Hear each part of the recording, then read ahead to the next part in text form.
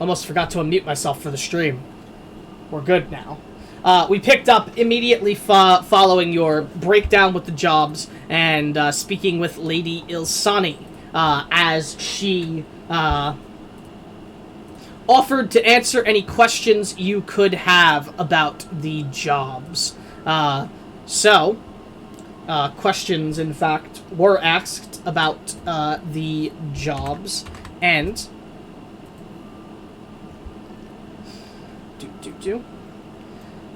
promptly answered, as each of you had several things to ask about the nature of the jobs themselves.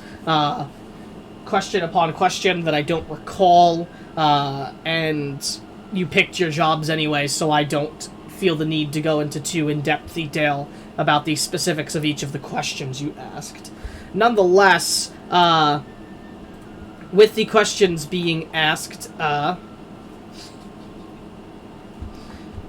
and then you all getting informed, there was a brief meeting of the party before you all split off to go in the different ways, I believe, where you all discussed what the next what the best job for the party to undertake was.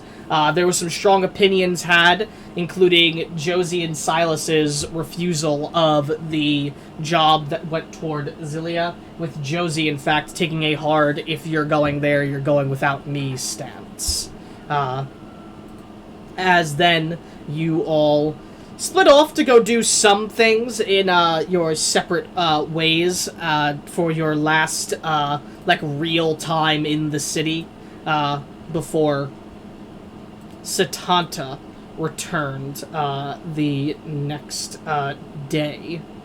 Additionally, worth pointing out again that Carolina spoke about how there was a personal reason for her to go to Sanlo with someone she considered her brother, or someone that is her brother being possibly there and captured by the sirens, as she said. But the nature of what job you're going to pick was discussed, and it seemed like you all were leaning toward the goblin issue in the city, whose name is, I can't remember, Brayline, and the occupation of Sanlo. With that coming to a head, Beryl and Astrid went off to buy a plant for Vidath to show some appreciation for the fact that he did so much for you all in the short time you had met him, allowing you to stay at his house during the time that Lady Istray was recovering and taking care of Lady Istray as well. As they were able to find some dark purple mushrooms that were very toxic, that were akin to something you'd find in the Underdark, but not quite. To which Vidath showed that he was grateful for the gesture and took the mushrooms. Beryl and Astrid then went toward the vampire's castle, following to inform Lord Solomon of their depart. To which he informed Astrid and Beryl of some things, where I believe he made a statement about steering clear of the town of a island nation known as Alaviv. And if you did end up there, to find some way to contact him, as he is not going to be in the manor any longer, as well as now he has some more freedom to travel with the weight lifted off his shoulders. There was also some comments made about an item that is in Astrid's possession that I don't have super specific stuff on. Isaac went and picked up his watch from Tika, and Sol went and bought healing potion components. Then Silas and Josie went toward the Bedouin cemetery, with Silas intent to pay some respects toward the statue of the founder mage of Destin.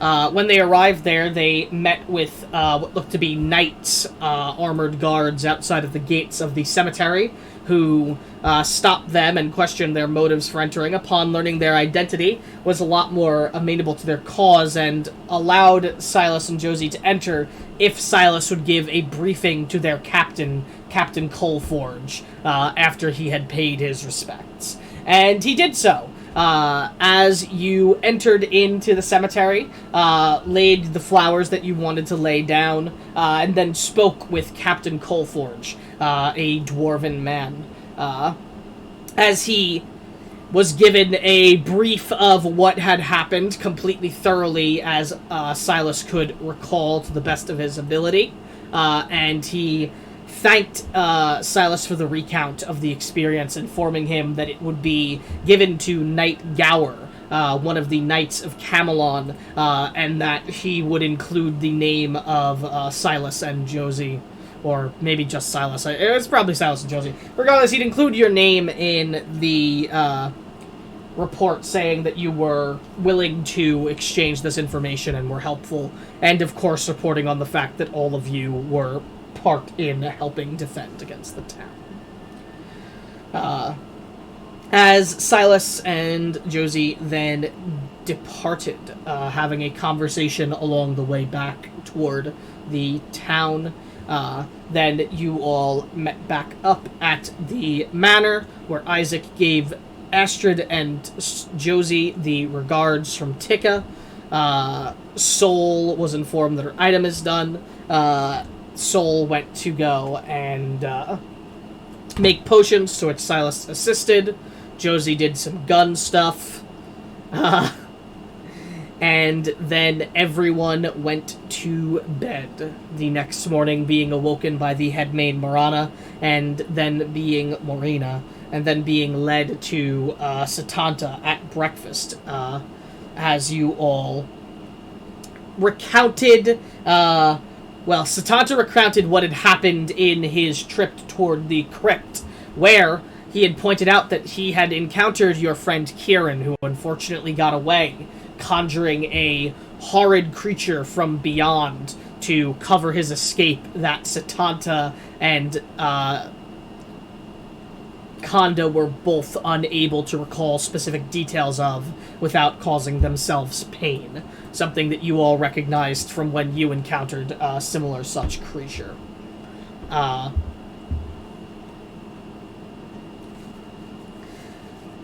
Conversation about what had happened at the crypt went on, and the lack of Lady Estray was explained as the Guardian of the Forest, Morgan Legoidwig, had arrived while you all were resting, and spoke to Lady Estray in private, and then using one of the Guardian's, Morgan's giant ravens, Lady Estray departed toward the north, leaving her regards from leaving her regards to Astrid and you all. Satanta then offered a silver raven designed whistle to you all, which someone took, that would be used to call upon Morgan's ravens, which would be used for communication henceforth for the jobs. Then you all got into the nitty-gritty about the jobs, where you discussed each of them and got several pieces of useful information from them. However, since you have only taken the jobs for Breline and Sanlo, I will go into only the details you received for those two jobs. As you received some information about Sanlo being a small mining town with no real worth, and that is why it was strange that the Ugly Sirens were now occupying it. The Ugly Sirens are, of course, a pirate crew that is led by a former ship captain of Vosia, Alva Darrington, who was a renowned figure before her fall to piracy.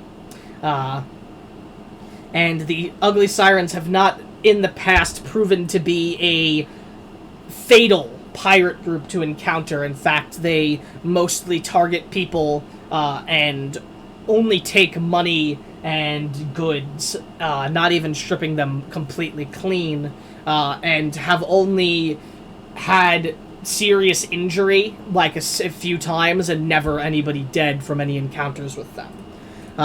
Their occupation of the town seemed strange to Satanta, who said that there was clearly something going on there. For Brayline, the issue of the goblin boggles his mind, as the goblins of Gullen Pass are officially protected and considered allies by Destin. And that is a worthwhile status for them, because the land of Saurus is rather keen on the extermination of goblins as a species. And because of their protections from Destin, they have not been able to be targeted by Saurus, who could very much go and send a detachment to take care of them, as they are very close to the border, if not for Destin's protections. So not only are the raids upon the city of Brayline out of character for the goblins themselves, but it is also detrimental to their continued way of life, as if Destin is found that they cannot consider them allies anymore, it is only natural that Saurus will move to do something horrid to them. With that information, you were given information about the mayor, Mayor Avidan of Brayline, who would be meeting with you upon your arrival and would give you lodging and any assistance you would need during your stay. As with yourselves briefed for the information, I don't remember what you guys decided to tackle first, but you were told of your rewards, which would be 500 GP each per job, and a possible bonus depending on how it goes. You were given your letter of introduction for the mayor, telling you to seek him out as soon as possible as you get there, and you were told... you were also given a badge with a emblem for Destin on it, and official-looking parts and pieces to it, indicating that you are acting as a voice of the law during your travel, using it on both missions. And I believe that is basically all that happened in session. I had to go through a lot of different notes to give a good recap, so apologies if that took longer than the normal recap. I wanted to get you all up to speed as best I could because of how long it was, which maybe feels like things have dragged out a while with how late we started as well. Nonetheless, we ended session with you all still sat at the table for breakfast with Satanta. And before I move to have us go pick up, does anyone have any questions, comments, or concerns? And anything that I left out that could have been better touched upon for the recap? Does anyone remember which one we said we were going to first? Raid. Yeah. So you're doing the goblins first. Correct. I have a That's question. it for me. Did we all get badges, or did one person get a badge and this one onto it? Let me check. It was one. Yes, it was Who one. took it? Out of curiosity. I just know I did not take it. Yeah. Who's holding on to it? I think it might be me, but I'm double checking. I think it is Silas, but Astor took the whistle. That makes Yeah, sense. Silas has the badge of Destin. Okay. Anything else before I move to get us back in? Nope. I got nothing.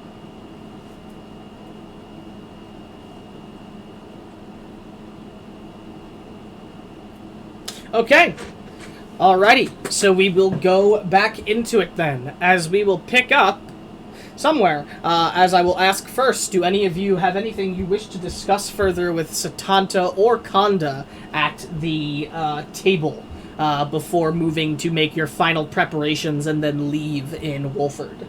This could be anything. It doesn't have to be important. If you just wanted to roleplay or anything like that, it could be done. But this is going to be the last interaction here before you go to leave Wolford. So does anything have... Okay. Did you do something with your hair, Conda? Just looks at you, his eyes squint. Is my hair different? Hey, it's getting all flat on the side where you're leaning against the wall there.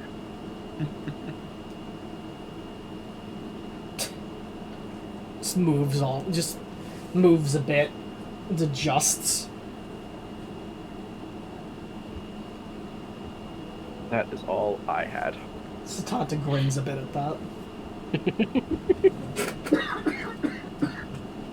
Do I see the, I believe, title is First Maid anywhere? Marina? Yes. Yeah, she'd be here, and she would be taking any plates that are empty and any, things that are, that are done. Silas will try to get her attention when she's over by us. She'd look to you and go, how can I help you?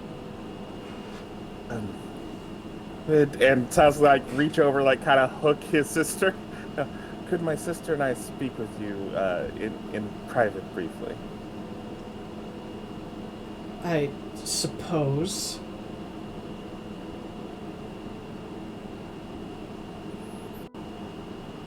Would you like that to be now? If at all possible. Sure. Go wait for me in the living room. I have to go put these where they need to go.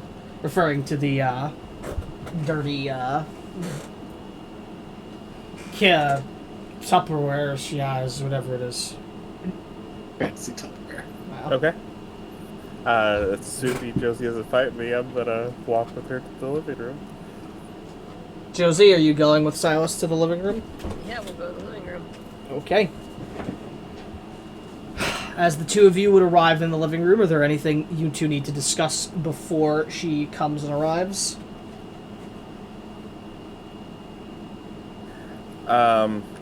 Silas would probably take the moment to just tell her. I had spoken with the lady, and the suggestion was made that we have a conversation. I didn't want your curiosity that was quite genuine about what she's made of to frame any sort of ill light on you.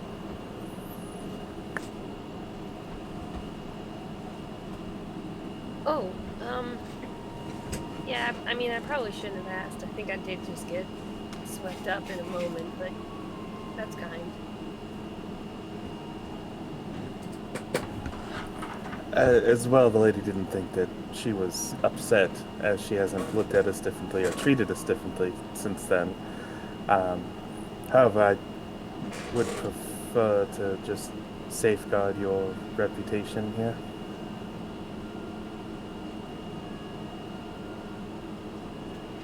I mean, I've not ever worried about that in particular, but alright.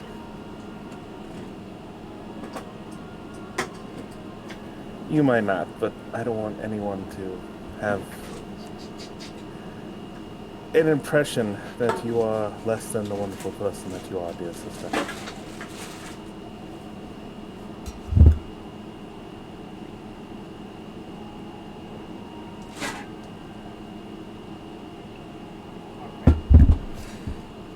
As the head maid Marina would enter the room and go, how can I help the two of you? I wanted to have this interaction so that I could explain something from the perspective of someone that knows my sister very well. I understand that she made some inquiries about you and your origins that may have felt intrusive or prying.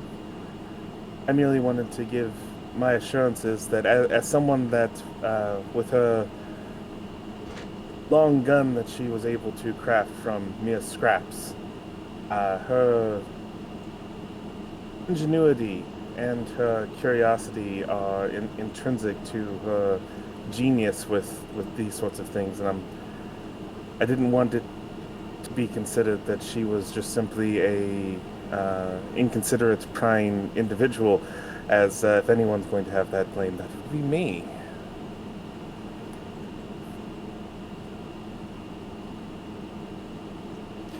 I see.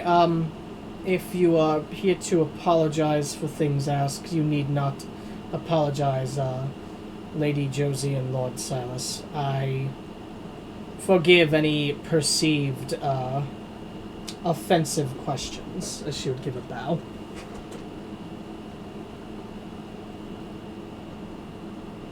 I appreciate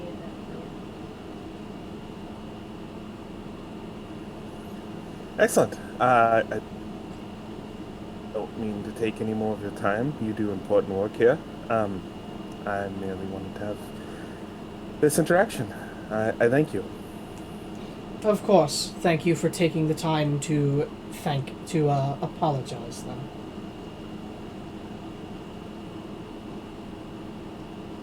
Assuming it looks like Josie and Silas are done, she would move to open the door for you. I am. She'd open the door for you.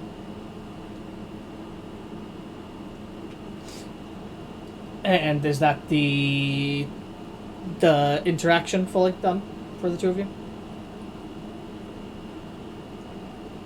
In my half, yes. Yeah. Alrighty. Is anybody else doing anything at the manor regarding Ilsani or Satanta? Isaac would chime up and say, Tanta, a word? I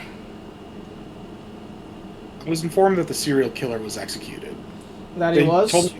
They told me that his remains are still in town and that his last wishes had yet to be honored. I passed this along to the guard captain, but I'm not sure she'll listen, but don't honor those wishes. The man doesn't deserve it at the very least, but just to be on the safe side. I mean, I hate to tell you that it is somewhat out of my hands, as it is in the hands of the law now, and the prison system and the officials behind that. I can give my recommendation if you feel that strongly about it, but they don't have to listen to it. I do feel strongly about it. Call it a superstition. Make fun of me if you want, but it's just I mean, I'll take gut it. feeling. I'll tell them that, and I'll implore that someone who was who had a conversation with him before he died, is the one who's talking about it, who may have some inkling into his mind, but I can't guarantee they'll listen. I don't have all the power in Destin, unfortunately. I understand, but this is as much as I can do, and I understand that's about as much as you can do as well. You're not.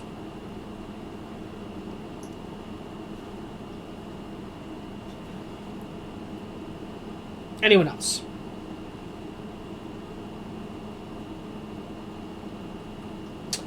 Alright. So, if nobody has anything they want to do in the manor further, with Satanta or Ilsani, does anyone have any last things they would like to get done or do in Wolford that, they wish to do before leaving? Yes. What would you like to do, Sol? Make potions. Make more potions. Sure. I guess that will be informed how much time you have based off of, when, the group decides to leave, so it will be informed by what other people are doing. Unless you guys are just deciding a flat amount of time that you have before you're leaving. Are you going to be doing that, or are you just leaving as soon as everyone's ready? I mean, if Soul's making potions, Silas would be fine with allowing her the time necessary to finish what she's doing. The question would be, how much time are you giving Soul to make potions? How much time do you need, Soul? How much time would be needed to make 2 regular healing potions?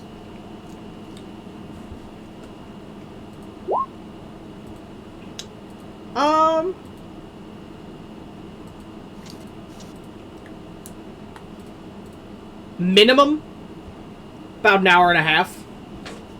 On the safe side, in case something goes wrong, about 2 hours. She'd say 2 hours. No issues with giving 2 hours for potion crafting.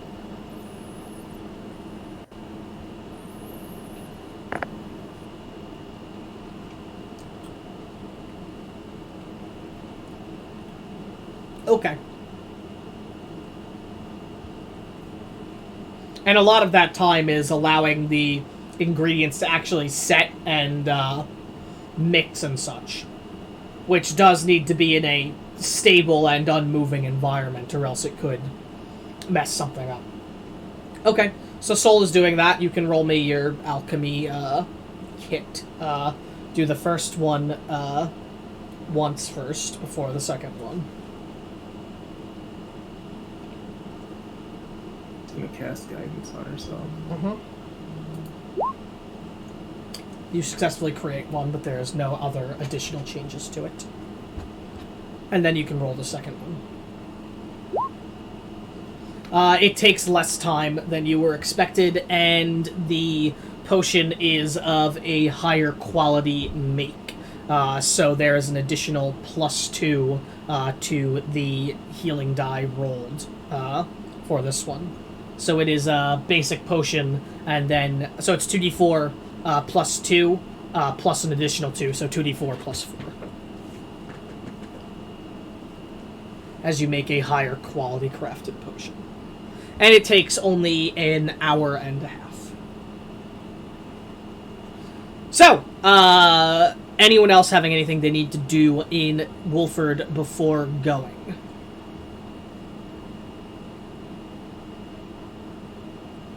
Anything you want to do, Astrid?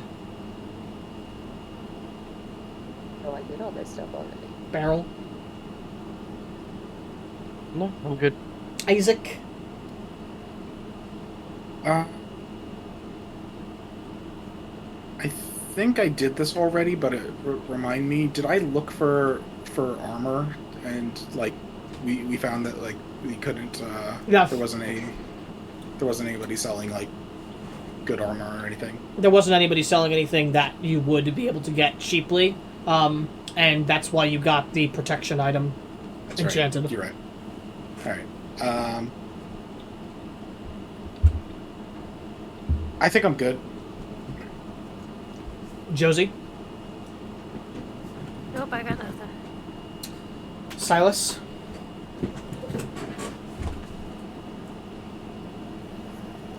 He would leave with having 2 hours. He would just leave a note with the.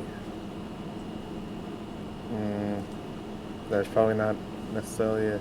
Would Silas know of a safe way to leave word with the metaphorical Queen of Thieves here in town?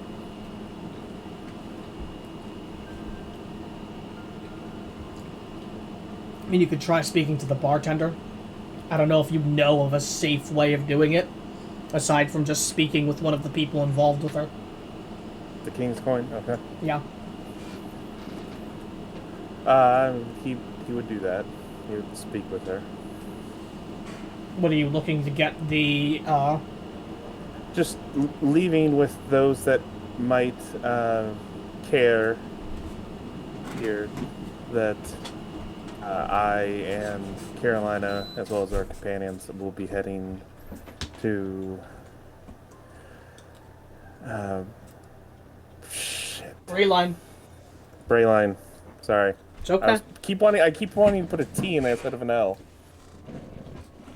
Okay. That sounds wrong to me in my head, 'cause it is. All right. But that's it. So you leave that with them. And then Sol finishes her potions about an hour and a half in, and if none of you have anything to do, I mean, it seems like you'd be able to leave come the finish of that hour and a half. So are you doing so? Hey, I'm fine with that. All right. go get empty whiskey bottle. As you go to leave the manor, Lady Ilsani would walk with you outside. Satanta would give his farewells early in the morning, as he has matters to attend to, unfortunately being busy, but you will also be seeing him again in the future. So he wasn't too emotional about it. Lady Elsani would walk with you all out, and then upon getting outside, would look to you all and go, "Well, safe travels on the road, and thank you once again for what you've done to help us here. I can only pray that your influence will continue to help those who are in distress across the land."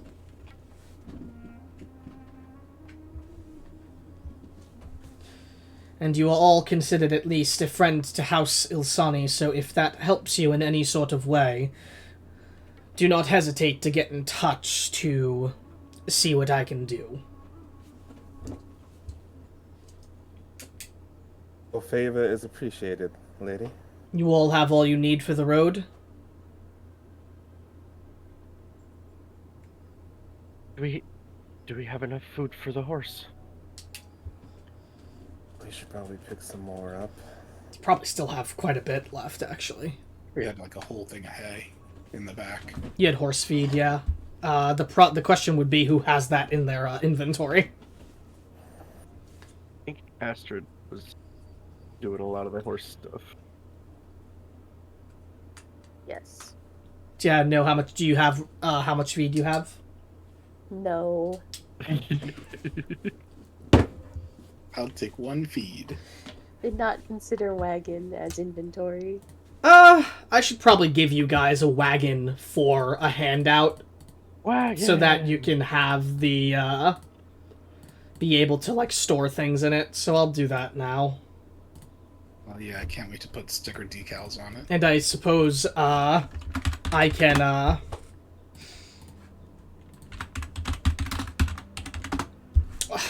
for the sake of simplicity, Lady Elsani can provide you with more fucking, stuff. There you go. With more Favorite feed. I just have to figure out, how much travel time you guys have, because she would know. And she would give you more than enough for, travel time. Did any of you just see anything? Nope. No? No? What? Okay. Like a That's weird. ghost? No. Oh, thank God. Ghost. Ghost! Okay.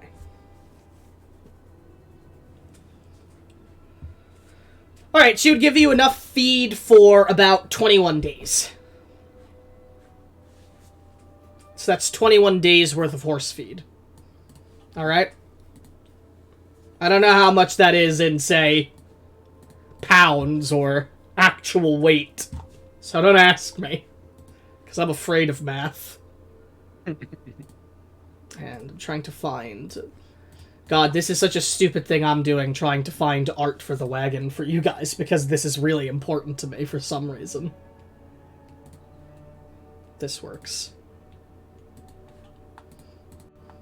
You don't have the best wagon in the world, but you don't have the worst one. Okay. And I will let all of you have access to its inventory. Okay. Do I still have Kieran's sword? The unenchanted one? I have a sword from Kieran. Yeah, you'd still have it. The normal sword that has no more magic on it. That just seems to be a well-crafted longsword. Wait, we both have the Sword of Kieran? I have it because it's in the bag of holding, my dude.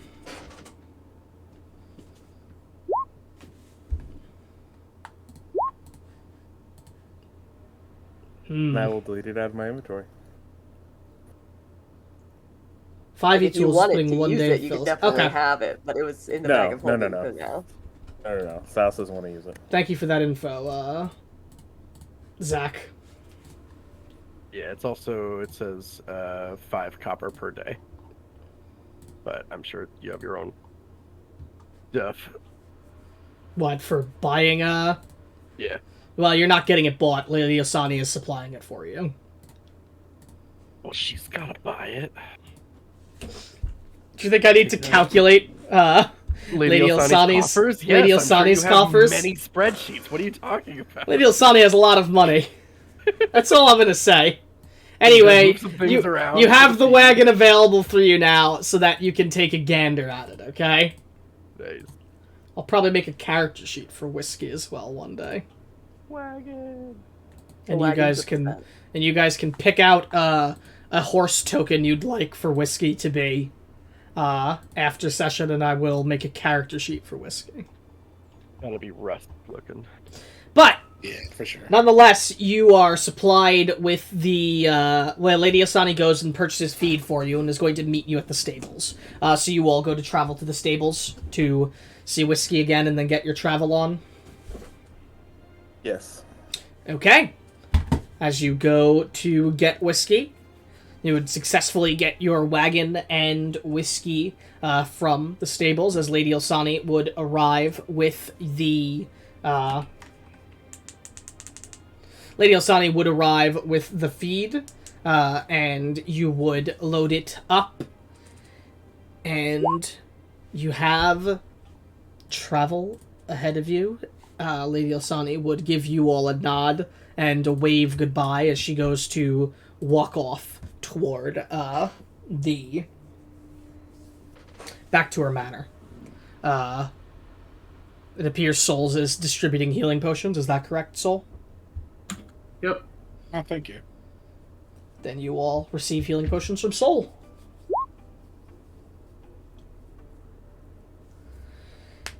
As all of you gather around the wagon, all loaded up, Whiskey at the ready, what do you do?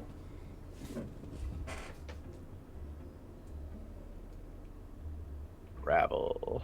I mean, Astrid's sitting up front, she's driving, so if anybody wants to sit with her, either to learn or keep her company, they're welcome to. Yes.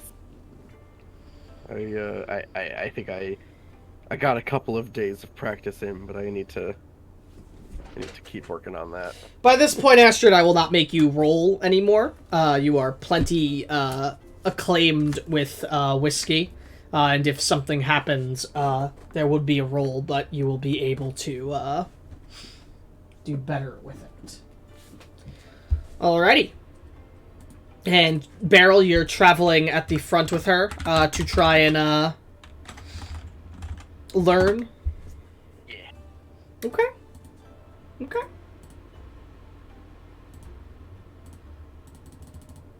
All right.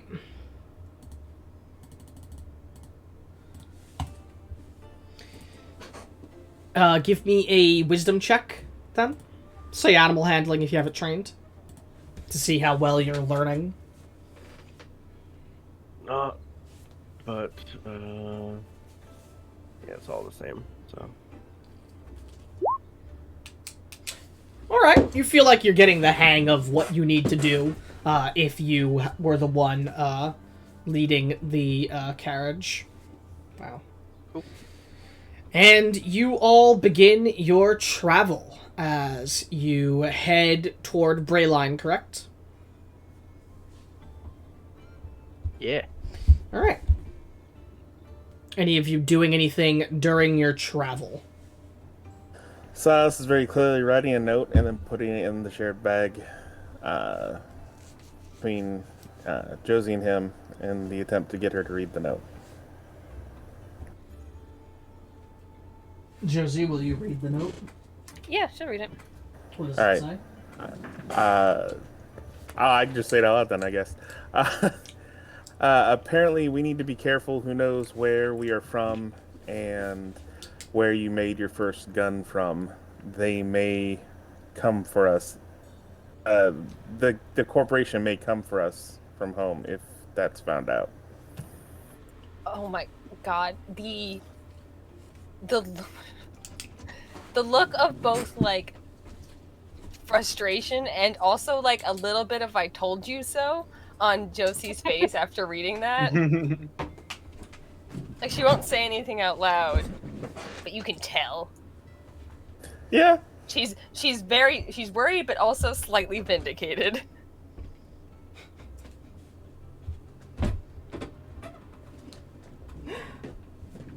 Okay. Anyone else having anything of note that they're doing while they travel?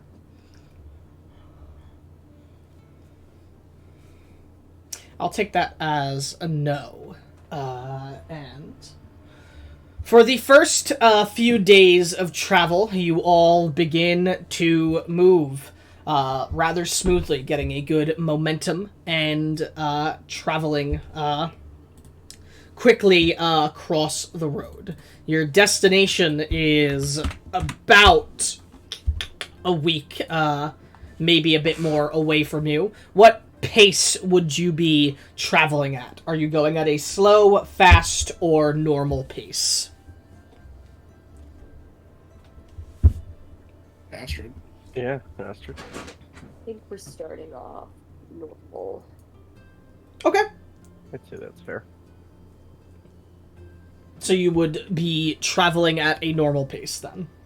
Yeah, Braylon is 5 to 6 days to taking parts. Is it 5 to 6? Maybe I did my thing wrong. 1 second. Well, you initially gave me 6 to 8, and then you said no, 5 to 6, because I have 6 to 8 written and then crossed out. Yes, because I'm accounting for going downhill. That's correct. Yes, okay, so it's, yeah, wait, what I said was correct anyway, then. 6 to 8. Okay, traveling at a normal pace. And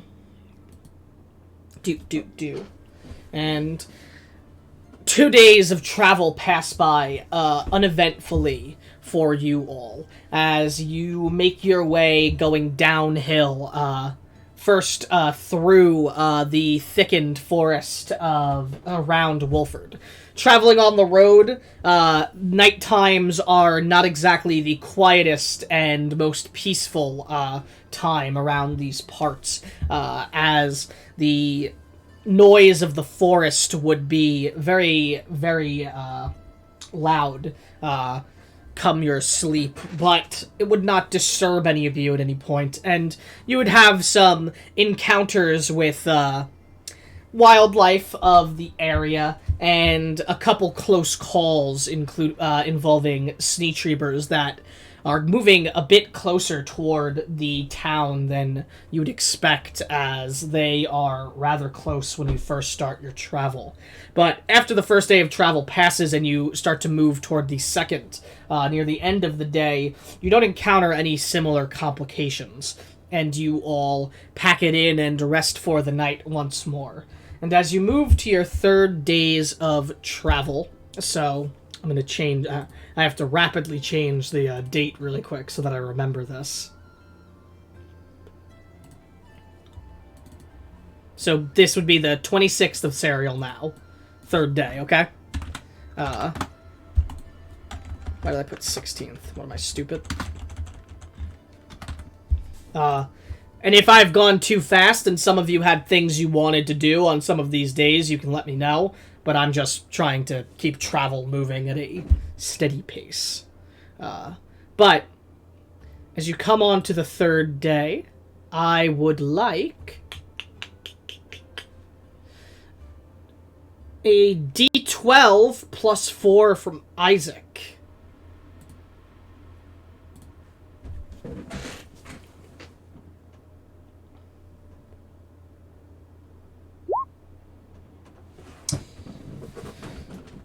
Silas, give me a D100. Okay.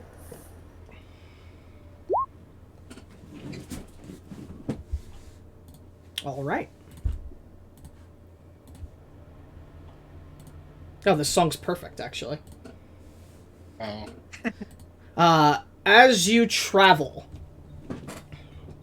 you... Okay, sorry. Let me set the scene better. It is about midday. It is a... Let me check my weather chart. Is music playing for anyone else? Yes. From Bard? Mm-hmm. Yes. Can I leave and come back real quick so I can hear it? Is the volume lowered at all? No, I put it up to 100. Then leave it. You can leave and rejoin. It won't fuck anything up. It will for a second, but...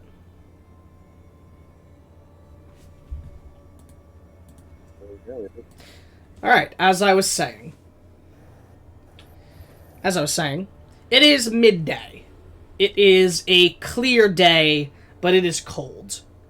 A cold winter day in Euclex. You all are doing the best you can to battle against it, wearing your best winter garments, keeping warm, whether it be from magical flame or huddling together. And as you travel, all seems normal. The sun is high in the sky. You hear the sounds of birds flying.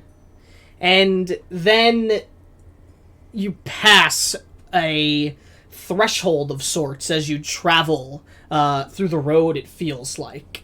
As all of a sudden, Silas, Isaac, Astrid, and Soul feel just an incredible jolt go through their body, like an electric current going straight through you, causing you to almost keel over for a moment as you feel what feels like magic, your magic inside you, just going rampant and rapid wild for a minute, as you feel this just pit in your stomach and this jolt go through you.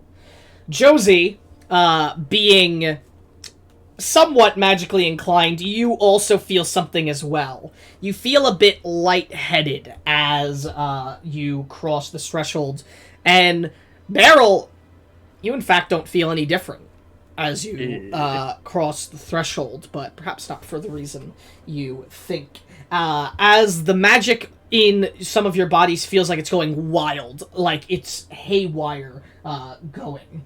As all of you have that happen. Astrid, would you try your best to get a stop to the horse as that goes, or are you going to keep going?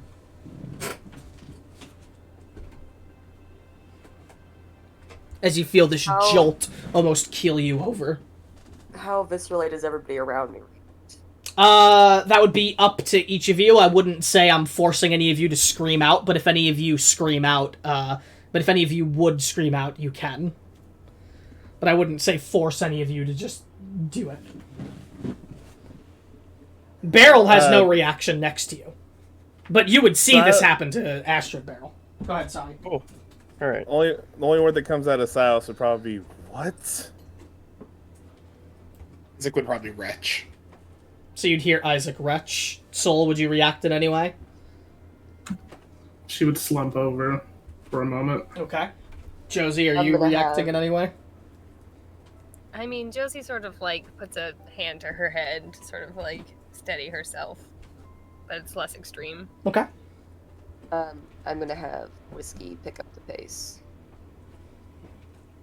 Okay.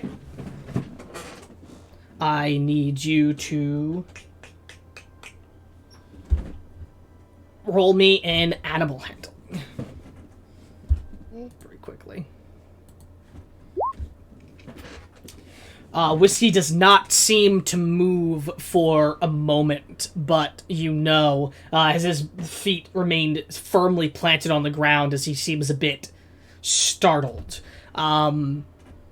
You know that if you force the issue, you could get him to move, though.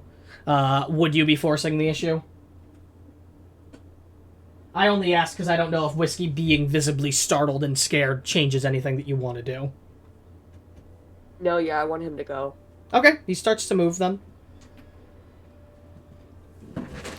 And as you move forward, there is no other immediate occurrence as you go.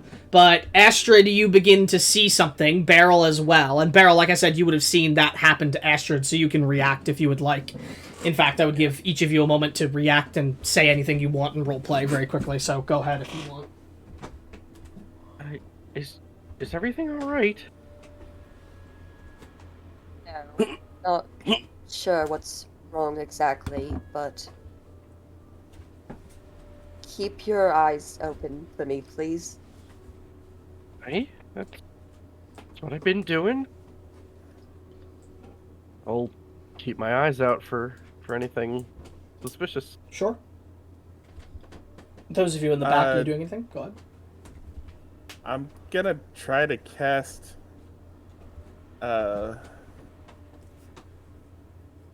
prestidigitation just to try to chill the air near me, just to see if my magic's working as it should. Are you sure?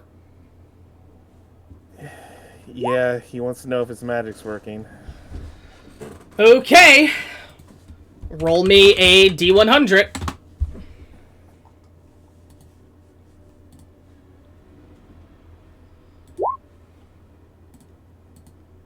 Really good or really bad?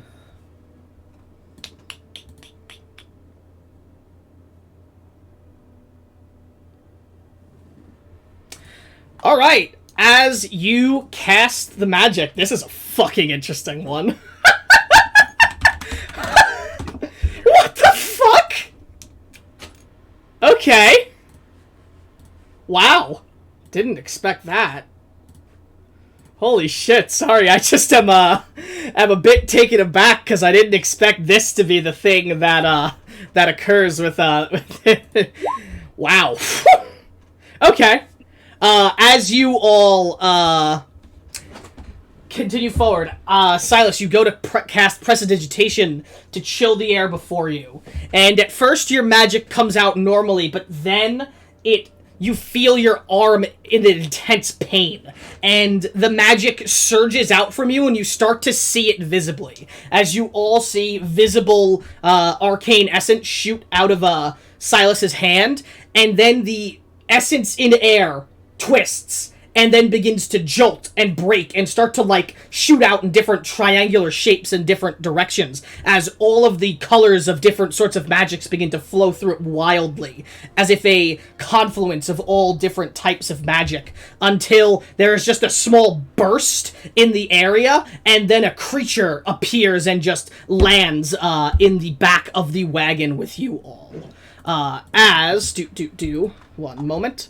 I'm pulling up a description for you very quickly, and then I am also going to give you a image as well. Hell yeah. Oh boy. Could I make some kind of check to determine, like, Not if quite it yet. has anything to do with wild magic? Not quite yet. This is why you don't turn on the light in the back when your parents are driving.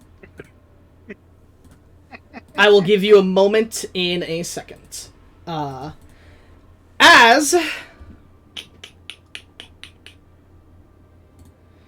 a strange metal-looking creature appears in the back of the wagon with you all. It is about the size you would expect of an average human, with lanky, robotic legs that hold it up that look rather fragile, with a bronze color. It has 2 long arms as well, that have 4 metal fingers, both looking fragile additionally, attached to this bulbous circular shape of a metal form that has entirely composed of this bronze metal, and in the center of it, behind a glass, is a visible living eye beneath the glass, with what looks like a strange contraption that has a little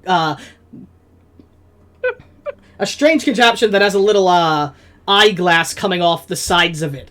Off its back are two mechanical angel-like wings, and in its hand it holds a small bronze short sword. As you see this creature appear in the back of the car with you. In fact, I shouldn't deprive the stream of this. I'll make a handout.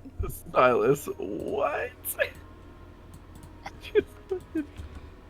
I had no idea I could do that. Silas could do this with prestidigitation.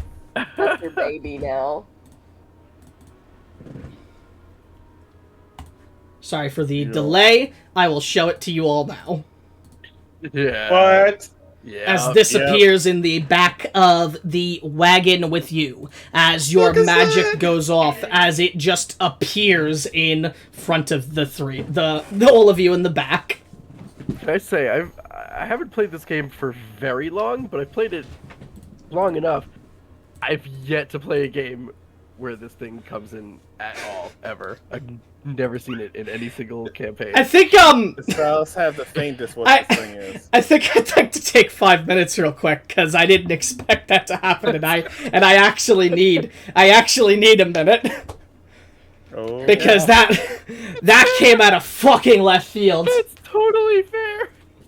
So why don't we take our 5 here if you're all good with that? Yeah. Okay. It's perfect.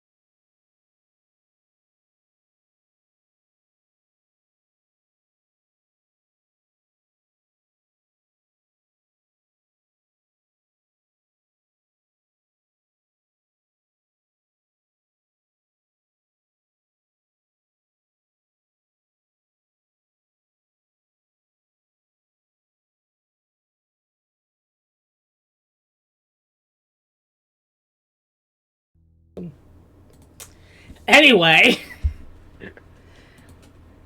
picking up where we left off, as this strange creature appears, visible to all of you, looking out toward each of you as its singular eye scans over each of you near instantly. Its eye goes over each of you, lingering on Silas' soul a bit longer, and then landing on Isaac, where its eye lingers for the longest amount of time before a voice emanates out from its mouth that was not visible before, as it just looked like it didn't move, and then this just shape on its mouth its face begins to move, opening like you'd expect from a mouth, where you see no teeth within and just a metallic inside, as you hear a voice go out, speaking toward Isaac, going, "Did you summon us? Or were you the one who summoned us?" No. Hello? Adjusting. As it looks over the room again, its eye lands on Silas. "Were you the one that summoned us?" I didn't cast a summoning spell, I casted prestidigitation. Adjusting. Its eye moves over again as it lands on Soul. "Were you the one that summoned us?" I do not know what you are. Acknowledgement. This unit's designation is Modrone Unit 2,001,065. Sorry, it would be 200,169 would what it would be.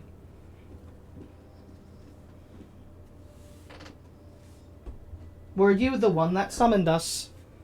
No. Adjusting. Its eye lands on Josie. "Were you the one that summoned us?" Hell no. Don't look at her, I'm the one that casted the spell, I just didn't cast a summoning spell. Turns to look to you. Query. You claimed you were not the one who summoned us. I claimed I didn't cast a summoning spell. Casted prestidigitation. Still gripping his arm.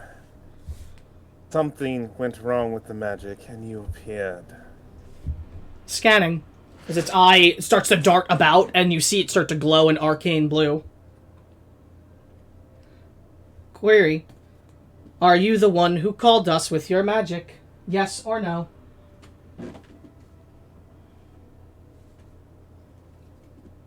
It's a no of... Yes or no? Yes. Summoner should be aware that you are located presently within a zone of wild or unstable magic, which could explain alterations or spells going awry. Is this unit to understand that your summoning was a mistake? Yes.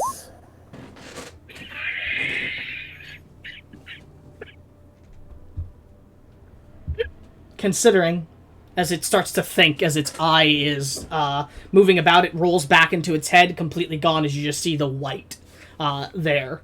Where are you from? As it rolls back and goes, "One moment, please, Summoner. Considering the circumstances of accidental summoning and what Modron protocol would be in this situation," as its eye then rolls back.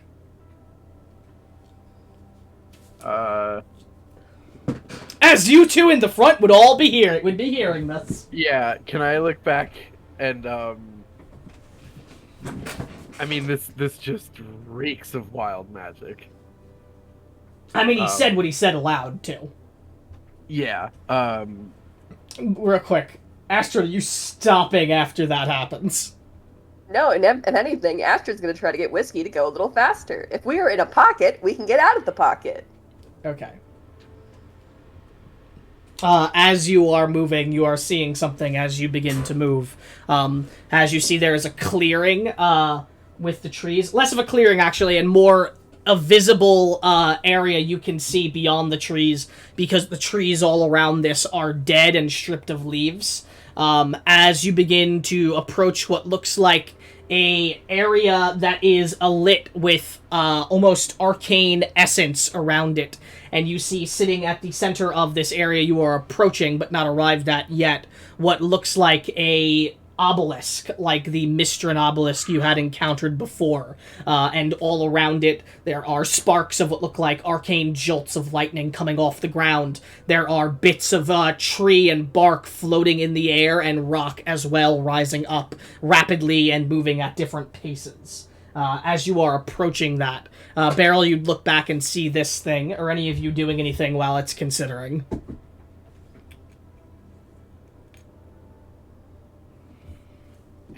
I'm assuming Isaac has never seen anything like this. None of you have. It seems tech, but not like way advanced. None tech of you or- have seen anything like this before. Okay. Astrid will pull off because we're still on a road, correct? Correct. Yeah, Astrid will pull off at this point because she knows that last time everybody was fighting over who got to touch the big obelisk, so she's not going to be in trouble for saying no obelisk. Sure. And there's this small little window, right, that I can like open to pop my head in to like talk to them. Well, that's what the Beryl just looked through. Yes. So Beryl is looking back through it, and you would have heard everything that's happened back there as well. I understand that you're all dealing with something right now, but we've come across another one of those obelisks. So if somebody besides Isaac, because he's already got one, would like to touch it. I would like to touch it. I have a personal thing with Mistra. Don't care if Beryl touches it first, though. Are any of you doing anything while he's considering? Isaac is like just staring at this thing and just admiring its intricacies. I cast thaumaturgy. Are you sure? I'm sure. Oh, I need you to roll me a D100. Oh god. Yeah, if we get two of these motherfuckers. We Oh might. my god. Oh my. No, it doesn't fucking quite god. work like that. Okay. Oh boy. Imagine it's the next thing on the list. Now you get to learn why you shouldn't mess with wild magic when you know it's there. As Soul begins to alight with magic after that happens, and I need a dexterity saving throw from everybody, and I have to see if Whiskey's gonna die. No! You just dropped a fireball on us. Don't blow up our horse. Bad save. Bad roll for like my first time back. Can we say I have advantage on this because I know that wild magic happened? No. Oh, fuck you, Soul, for No. pausing it and then getting a natural 20. Definitely not. Not even danger sense. Actually, Soul, you're not supposed to roll because it is emitting from you, so that's my bad on that one. For you, it's just an auto fail. I No, don't have that +2. no, the danger sense is not going to work for apply here. You did not know this was Okay. coming. All right. So, okay, it's not quite fireball, and it doesn't quite reach Whiskey. So, you get lucky this time. Though, unfortunately, maybe for those of you that were maybe interested in this thing, as a engulfing burst of fire emits from Soul, you all take 19 fire damage as it explodes and washes over each of you, just short of reaching Whiskey, and luckily not setting the carriage ablaze.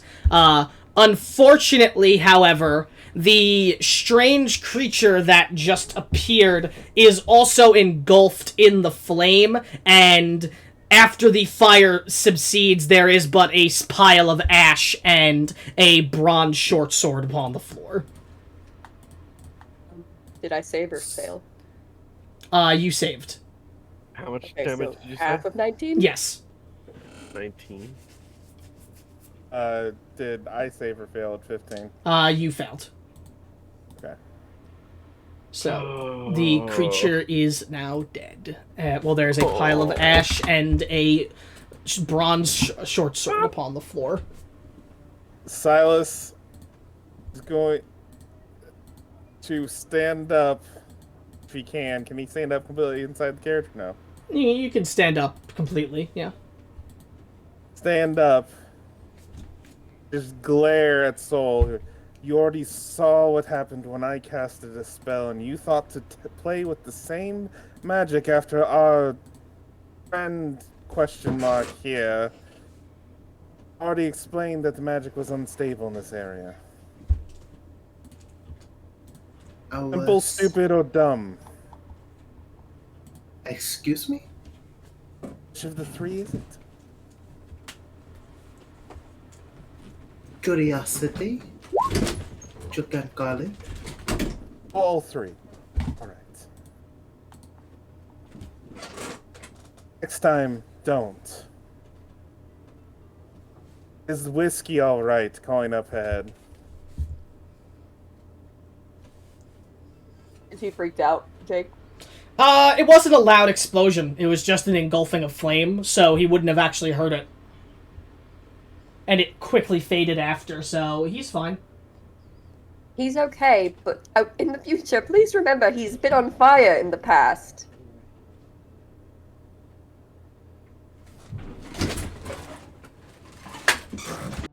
Noted. I'm not really quite sure what to say here, but, seeing as how this sort of thing happens to me all the time, let's just take things slow.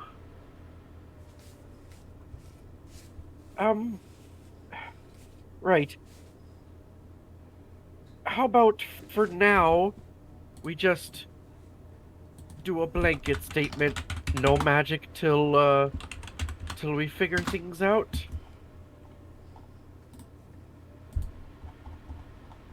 Silas goes to pick up the bronze sword and jump out the back of the carriage. Silas, I will say that you also had no inclination of doing anything strange, so maybe attack in soul wasn't the best choice of words for you. That could have happened to you as well. Except when I casted magic, we didn't have something telling us magic was wild and unstable and hadn't already seen someone's magic go wildly awry. Information had been gathered. Well, it seems like you certainly felt something, if I could determine from your reactions. I mean, technically you wouldn't have been able to see them until you turned to look back through the thing.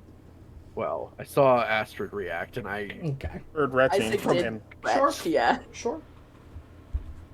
Clearly something's amiss around here, and randomly spewing off bits of magic ain't the best answering for it.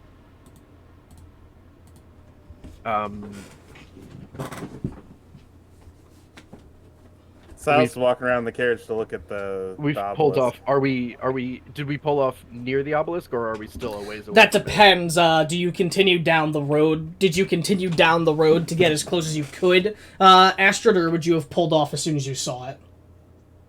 I want to put like 60. I would have stopped within like 60 feet. So you would have stopped as soon as you saw it. Yeah, I want enough distance that if it explodes, we have some room. Unless it's a 60 feet explosion. That's true, but I will also be exiting the carriage. That applies to any. That could apply to me saying to any distance you're away. So that's just me joking. Isaac would like look around the carriage, like kind of with like this look on his face, like, and then go, "I'm just glad it wasn't me this time." As there's just a pile of ash left inside the carriage. Ooh, actually, you guys have supplies you're carrying with you. Yeah. I have to check something. Just cooked feed now, right? Hay is so flammable. So is your Definitely wagon, flammable technically, thing. but it doesn't set things that are flammable ablaze, necessarily. But... No. We see, the wagon's personality trait says rustic but sturdy. it's fine. and cute as a button. Yes, it is So fine. That's neither here We nor there. specifically got damp, moldy feed. Okay. So all of you are exiting the carriage, or is someone staying? Now I want to check this thing out. He is another curiosity hit. Josie, are you staying within or going out?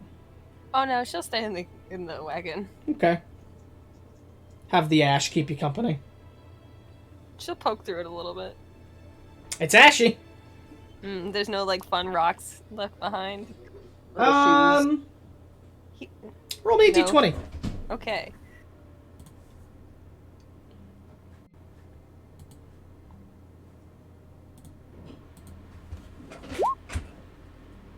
And then roll me a survival check.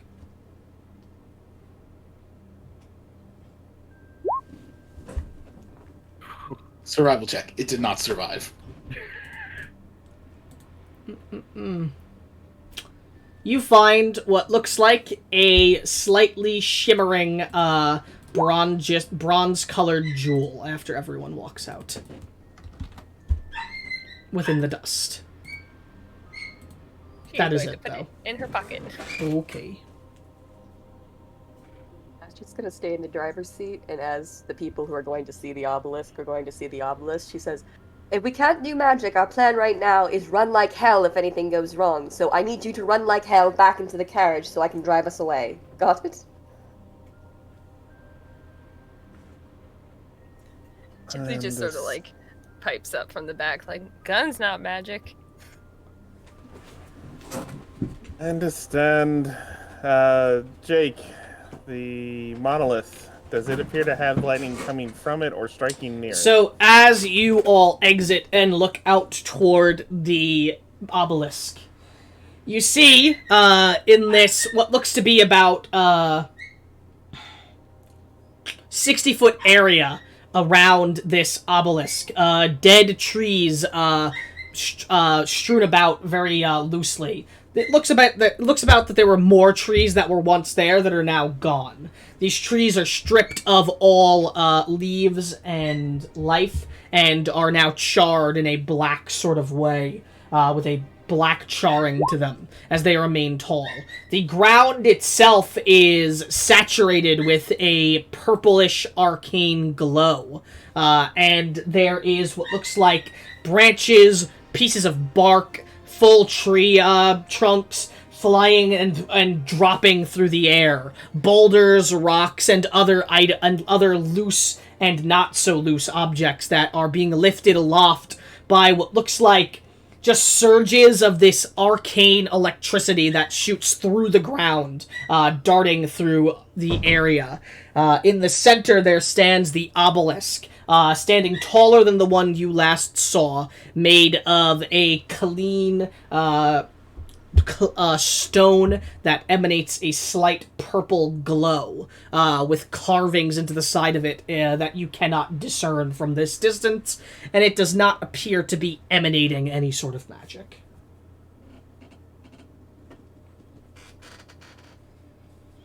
Right. No running to it this time. Let's Walking pace with Silas. Right, we'll Bye. see who we'll see who can last longer then. It's not a competition. I already said I have no issues with you touching it first. But you don't want a competition. It's more fun that way. No, I just want to reach. Gives like a wink and a smirk. I just wish to get near it, to touch it, and hopefully glean something from it. Aye. Gleaning's all we're good for, eh? And just keeping pace. Jake, you said there was runes on it? Yes, but you cannot discern them from the distance you're at. Okay, well, I would definitely go into reading distance then. As you all are approaching. Yep. As you approach, the density of the air grows heavier and heavier as you approach, and once you get within about 15 feet, you have the same reaction you had before course through you as your body feels jolted, and you almost keel over from the pain in your stomach as your magic goes awry.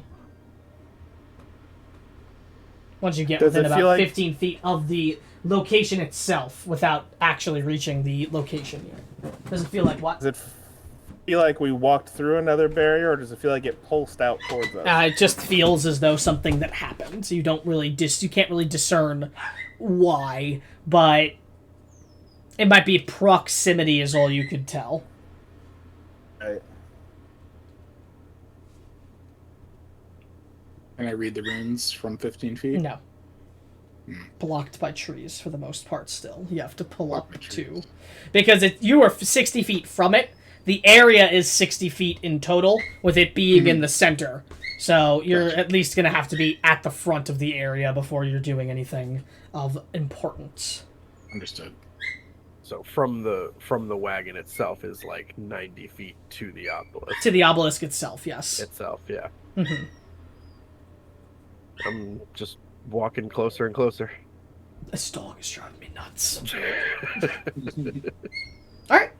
So you guys would arrive directly in front, where you now can see the obelisk standing tall before you. And you're able to see directly behind the obelisk now, too. As you see what looks like something strange behind the obelisk. As you see what looks like a tether-like chain coming from the back of the obelisk toward the back of the area that shoots forward and then forms what looks like a completely purple dome that you cannot see through. That is massive and looking as if it is covering something of massive size. Completely behind the pillar. The tether runs about 30 feet, and then it is expands out into the dome like I described. So about 30 feet from the actual obelisk itself. The tether's coming from the obelisk? Coming from the back of the obelisk, yes. To the dome. To the dome. How big is the dome? It is very large, standing at least about 40 feet tall. Taller than the obelisk? The obelisk itself... sorry, it wouldn't be taller than the obelisk. It would be... Yeah, it wouldn't be taller than the obelisk. The obelisk is about 15 feet tall. This would be about 9 feet tall, the barrier in total, but it is covering something, you can tell, as it extends over something that is blocked, obscured from vision.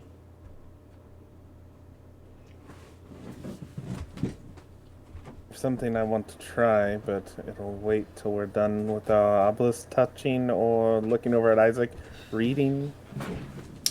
And as you'd get close enough to read now, you see sigils inscribed upon this obelisk that have no sort of literal meaning. They're not language. It is obvious arcane sigils that have a function for something. It's not a language, but sigils. Probably for some sort of spell or function. I'm like holding my hand out and looking at Silas and be like, you want to do it together? No, I said you could touch it first. You're not fun. And I walk closer to the obelisk.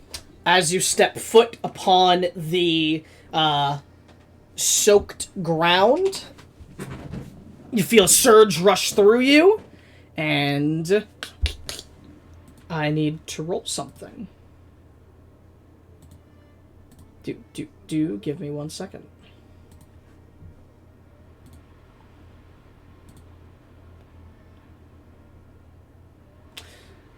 Actually, Beryl, you can roll it. Roll me a d6.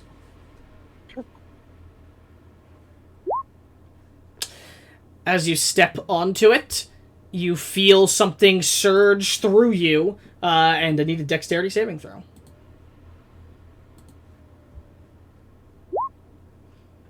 As you feel this thing surge through you, you're able to fight back against it somehow, and find yourself standing atop the soil.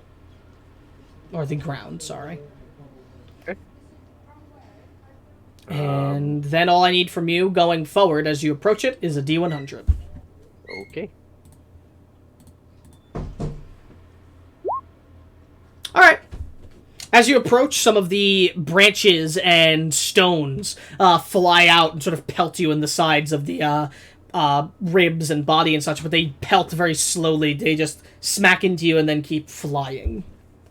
And as you begin to draw closer to it, you're able to better see one of the sigils drawn on the obelisk. And as you see the sigil, it looks strange to you, and it gives you pause for a moment, as it is drawn and depicted in a way that almost evokes a feeling of danger or do not approach to you. Despite not understanding it, there is a sort of, like, design that is clear and universal to things that are marked as dangerous.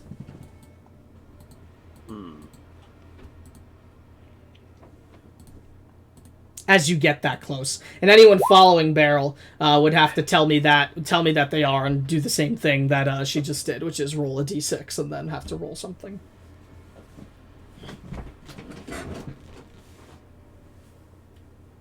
So it's just to be clear, it's just like I obviously can't read it, but it for some reason makes me think of danger or do not approach. Correct.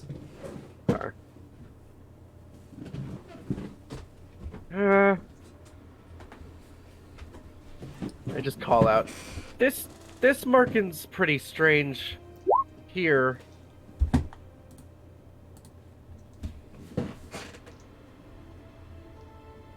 Can I make an Arcana check on that sigil?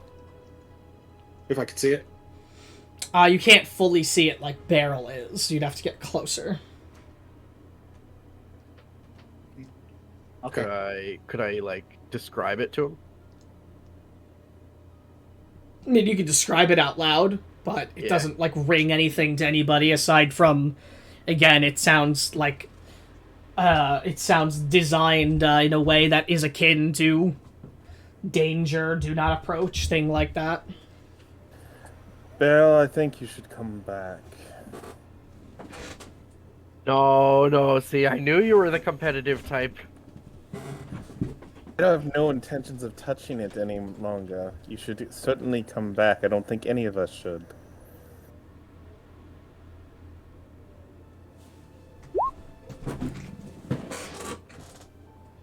You being genuine? He's being genuine. Alright. Isaac, were you getting closer to take a closer look at the sigil? If Beryl's...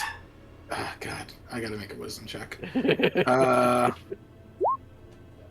Yeah, he's not. If Beryl's... You feel a pulse come from your crystal rod. Never mind, he's going for it. Okay. Roll me a d6. I will do that.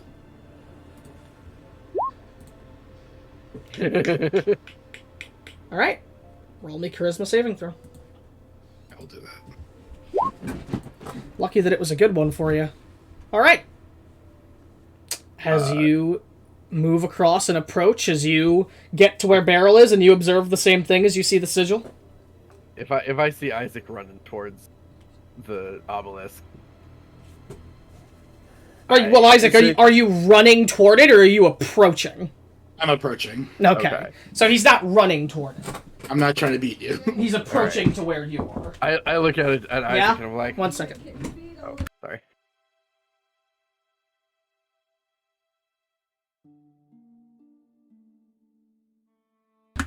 Sorry about that.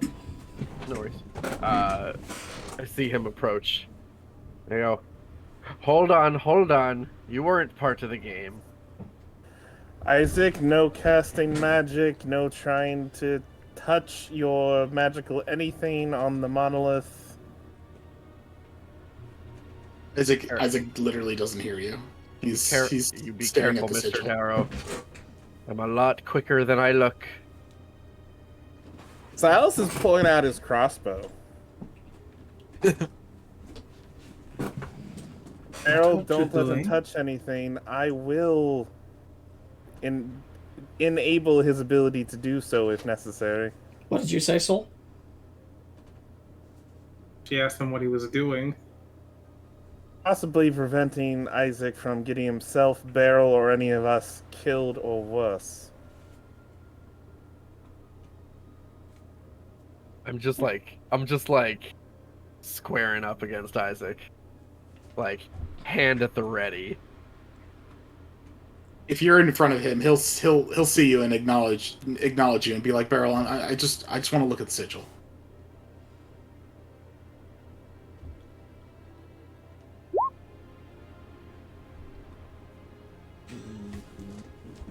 You tricky warlock. I just want to look at the sigil, yeah. I mean, that's his intention at the moment. If the sigil says something to him, that may change. Yeah. Alright. No funny business. I'll at least tell you if there's going to be funny business. I take a small sidestep to, like, give him visibility to the sigil. Sure. Can I roll an Arcana check on the sigil? What are you trying to do? Is learn from it too general, or discern, what are you trying to discern? meaning or intent? So you're trying to discern its purpose. Yeah, of course. Then roll me an Arcana check. Yes, that's fine. Hey, Jake, just so you know, as a ready I don't know. action, I don't know why I rolled twice, but It did If not he roll sees- twice. if Silas sees Isaac going to touch it with his hand or with any of his objects on his person, Silas full well intends to shoot him. Okay. As you go to Arcana check it, though, Isaac, you feel no sort of recognition, and then you feel a pulse from the crystal rod again, and a surge of energy moves through you, and you can re-roll at advantage. Arcana check? Yes. Sure. As there appears to be a very, very unhidden and obvious intent and wish from your rod for you to understand. And as you glance forward and Arcana check it, you can tell that this sigil and the other sigils work as a sort of seal, and that the beam they're producing is an anti-magic, is a powerful ray of anti-magic that has trapped whatever is behind it inside this cone of anti-magic, and that the effect, because of how powerful the sigil and seal is, in conjunction with the anti-magic, has led to a wild magic zone around the area. You do know from examining it that if you dispelled the cone, you would be able to...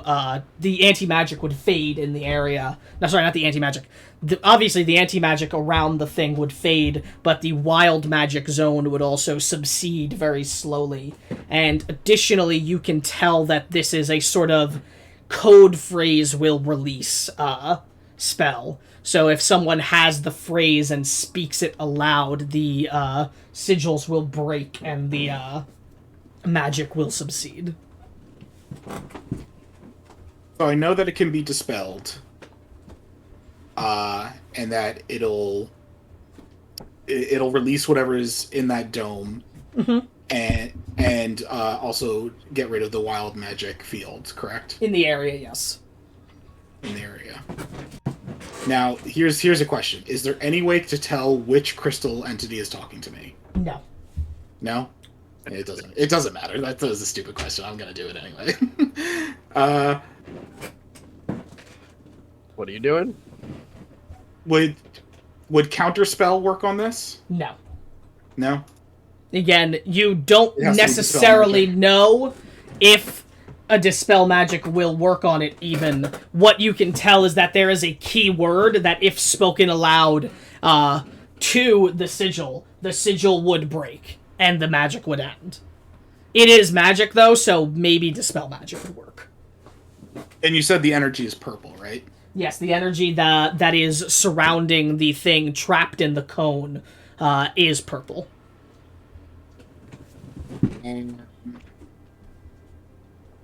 He's gonna take a guess and just say aloud, errata. Nothing happens. No, nothing happens? No. Isaac Darrow, what are you doing? This is a seal.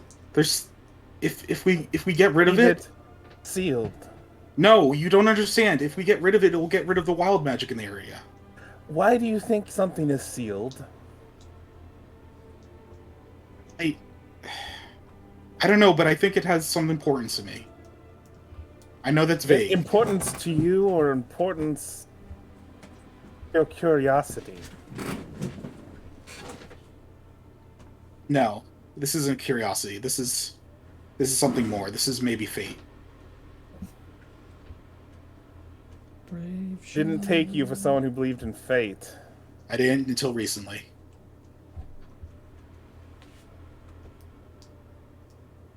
Mr. Darrow, what if there's something bad trapped in there? Then if you so wish, you can run and leave me behind, but I need to know. I'm not planning on leaving anybody behind. I'm just saying... Well... What happened to you when you touched that last obelisk? If I remember correctly, it was just like basically I got a vision of the spell plague. This is out of character, by the way. I got a vision of the spell plague and got a boon from it, I believe. Yes. It's been a while. Yes. That was very early. Yes.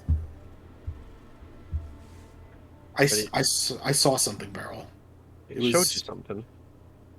Yeah, something from a long, long time ago. Monolith wasn't surrounded by sigils that screamed danger, having something trapped within a barrier nearby it. This is not the same scenario. You're right. It isn't, but well, No sense waiting around here. And Barrel's gonna touch it. Absolutely sure. Yeah. Okay. As you go to touch it, Silas, your held action was for Isaac. Correct. I'm not shooting Barrel. Beryl, as your hand makes contact with it,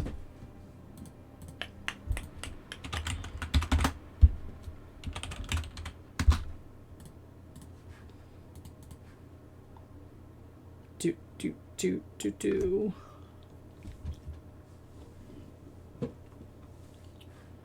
One second.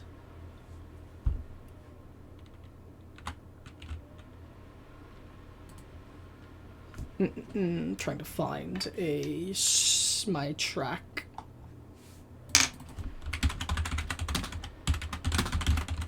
oh poopy. It's been so long. I should have taken a better guess. But you didn't. I didn't because it's been a while and I should have looked at my notes, like all of them, but that's a long time. As your hand touches the obelisk, you feel energy course through you. Your eyes roll into the back of your head, and you would fall to the ground unmoving, if not for the obelisk paralyzing you and leaving you stuck to it as your hand touches it. As your mind retches, you feel visions rushing past you. Shapes taking form, but you cannot comprehend them. They move too quickly. There's magic, power deep within this. It calls out to you. Calls out to your very being. It feels primal. It feels old. And I need you to make an intelligence saving throw.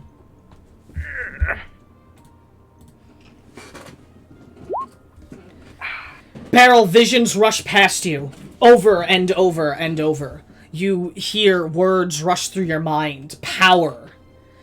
Left within. Item. Strong. As you can tell that there is something powerful, a powerful magic item sealed beyond what is left with this obelisk. Something was left there. But you cannot discern why. You cannot discern the purpose. nor do you know anything about the item. And then you see a vision. A strange, strange vision. What looks as if to be the... How do I describe this?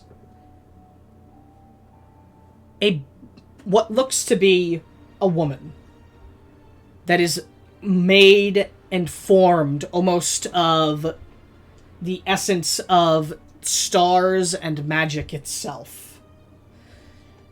She stands looking below at a blue orb that she holds within her hands.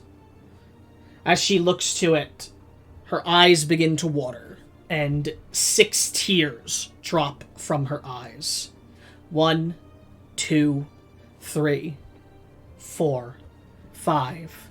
And then as the 6th one drops, you feel your vision focus in on it as it goes and it drops into the infinite pool beneath the woman. And as it does, your visions flash once again. You see faces move by, images of people you have never seen before. And then a name and a word just lingers in your mind as you feel yourself forced away from the pillar and pushed back, as you simply hear and remember in your mind, Pandora. And then you will see, after almost a second after Beryl put her hand on the obelisk, just her shoot back and fall onto the ground, taking a breath of air in as she does.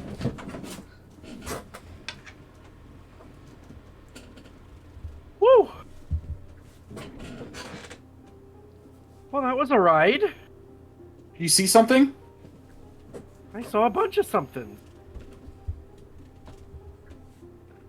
Well, I saw- describe it. I saw this beautiful woman made of stars and magic. And she was holding this blue orb. And she was crying. What does that mean to me, Jake? Roll me history at advantage.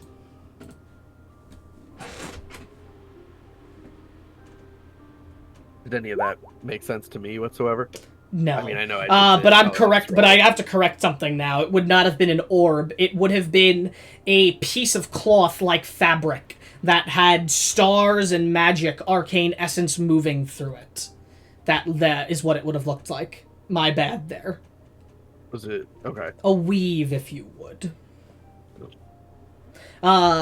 Silas, all you recognize is that the visage of a woman made of stars and magic is a possible and theorized depiction and form of Mistra.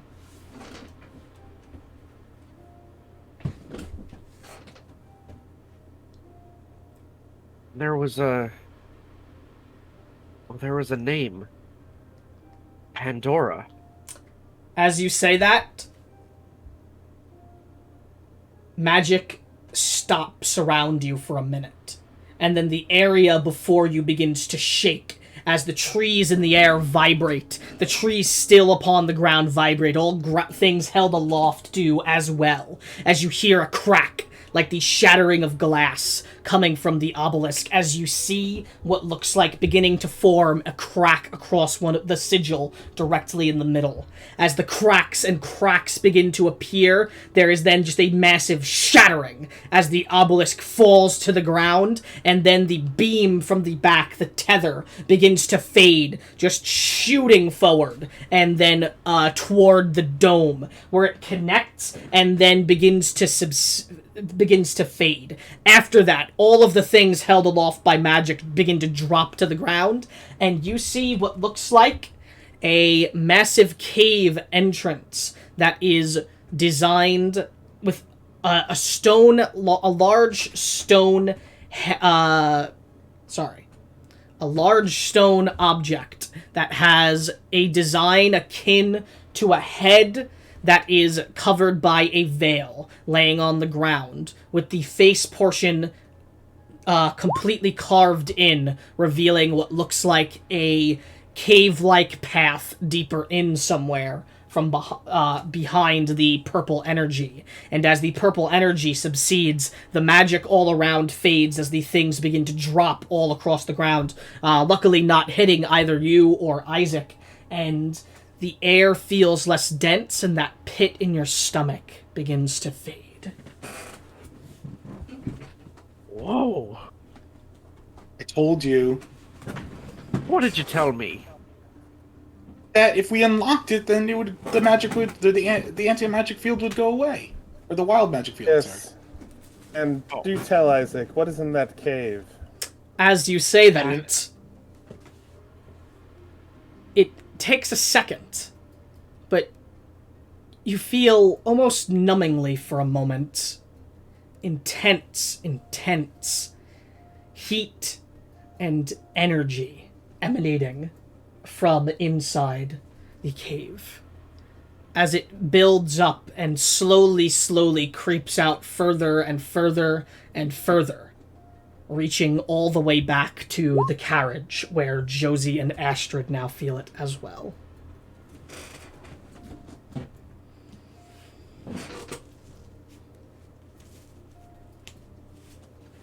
I don't know what's in the cave, but I know I want to find out.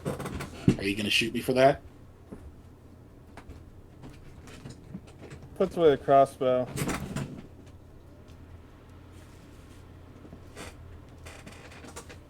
What I warned against has already happened. What you want? I was going to walk back to the carriage. And once again, not my fault. Actually, it is your fault. Beryl was starting to come back before you approached. You don't know that.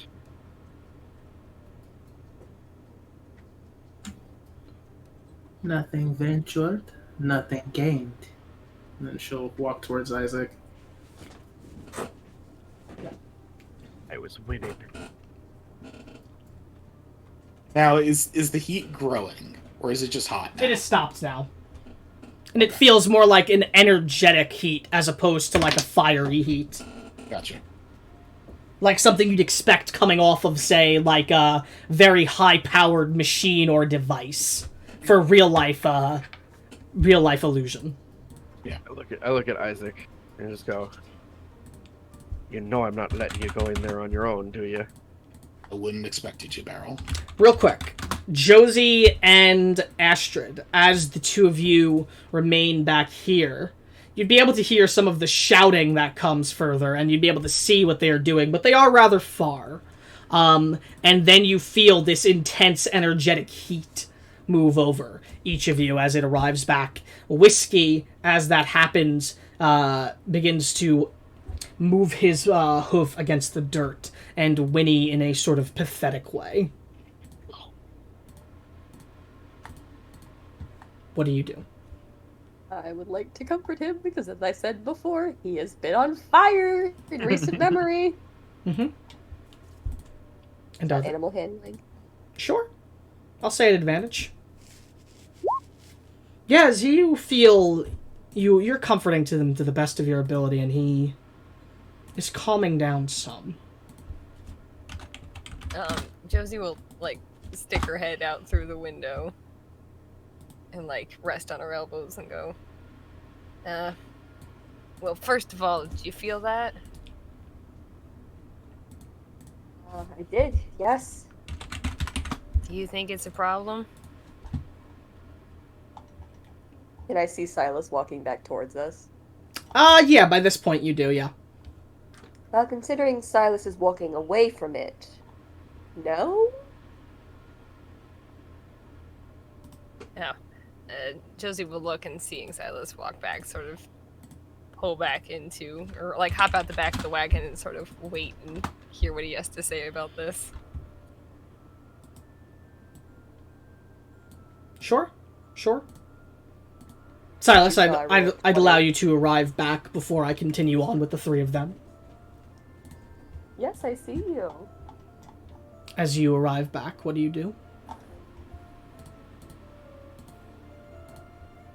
Wait for... If we sit here further, your whiskey may potentially be in danger.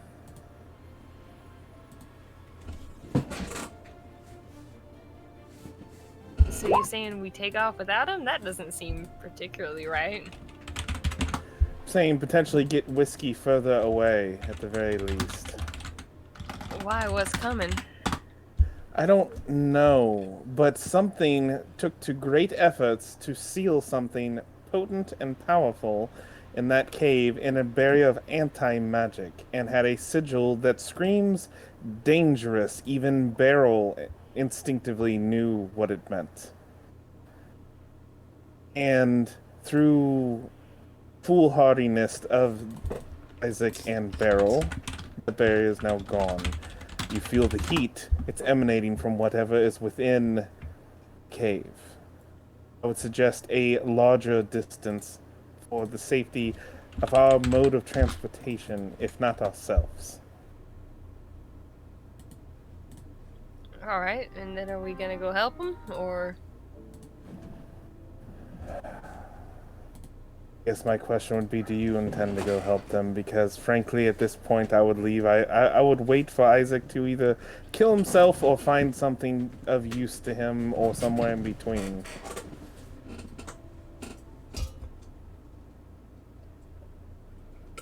I mean, I'm rather inclined not to let them harm themselves.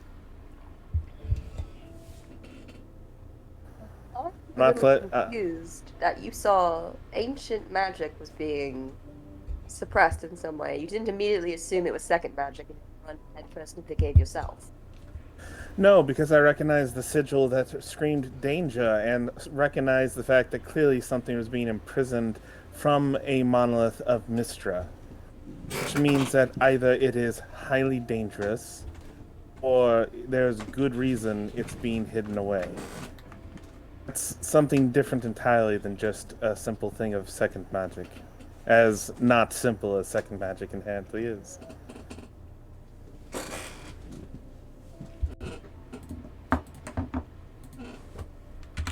Your motivations are all over the place for me. She's gonna start giving them whiskey until she can't feel the heat anymore.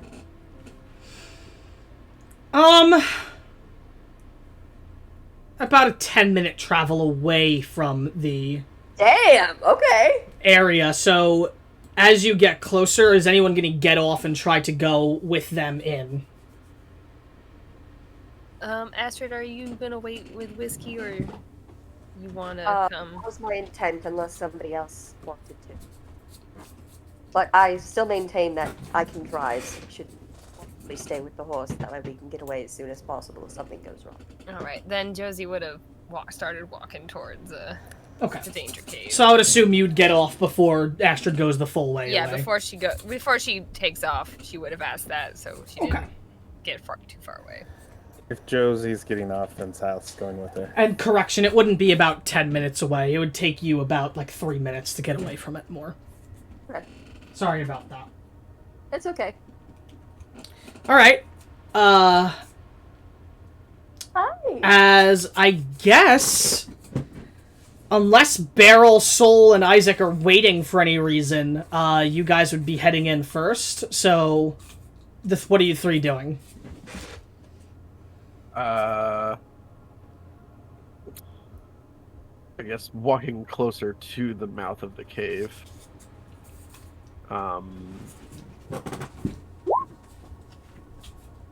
Before stepping inside, I will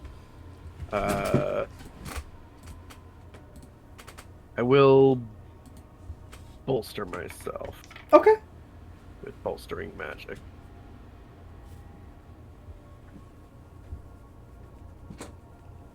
And then just look to Isaac. Shall we? He'd grin at you and nod and start making pace towards the cave. Cautiously, but not he's excited, obviously. Yeah. Soul, you coming?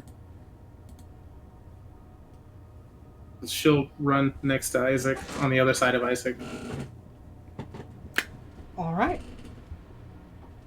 As the three of you go to enter, Josie and Silas, you will be following behind, and you will arrive a bit later than them, okay? But Roger. my descriptions will not be repeated twice, so it is good to pay attention to what I'm going to say next. As the three of you walk to the mouth opening of this, you find yourself before what looks like first a natural, almost cave-like shape, but then once you step in, you see very clearly a old marble cut stairway at the back of this caveway, maybe about 10 feet in, that goes down. And there are what looks like scones of torches unlit at the sides as you come to approach. And as the three of you walk to the front of the stair, the scones alight with blue flame. And as you continue to walk down the stairs, they alight with flame after flame after flame. And as you all move, you arrive toward what looks like is a opening that leads deeper in. What looks like almost like an archway as you move. And the archway is shaped like two arms coming up from the ground and then forming a like circular like dome above as you walk past the arms, as you feel the intense energetic heat as you begin to approach still, and you find yourself in a dome-shaped circular room that is lit by a glowing bright blue that emanates from an item in the back of the room. As you see what looks like atop an altar with marble stairs leading up to it that are slightly frozen over with a sheen of ice. What looks like a platform or a thing holding this item that is made of arms conjoined around each other, going and grasping up toward this item above it, which floats directly above the palms of the hands. As you see what at first appears to be crystalline to any of you, what looks to be something made entirely of crystals, but quickly after you recognize to actually be made entirely of ice. As you see what looks like a heart about the size of what looks like a fortune-telling orb, floating above in the hands that is completely frozen over with ice, with a large spike coming off the top of it of ice, and then two large ones coming off the side as well. Two shorter ones coming off the side, making almost a star-like or crown-like shape atop the heart, as it beats slightly as you look at it. The illumination from the bright glowing crystal reveals other things in the room as well. As on the wall, you see a mural, a painting depicting something. Would you all be looking at it? Hell yeah. Yeah. Okay. As you look toward the painting, you first see depicted that woman you saw, Beryl. Composed of magic and stars, covered in a veil of stars herself, as she stands with her two arms stretched out as if offering something toward the floor. As in between the palms of her hands, there is what looks like a crystalline star shape formation that comes from the center of her hands that she holds out toward a figure on the ground, painted next to it, much smaller in stature. It looks to be a formless, hooded-shaped figure holding their hand out toward the star, the crystalline star. Those of you who believe you are somewhat knowledgeable of magic can roll a history or arcana. Silas, you can roll a history at advantage, and I will tell you what it is. You're just not going to be able to explain that information to them if they don't know before you get here.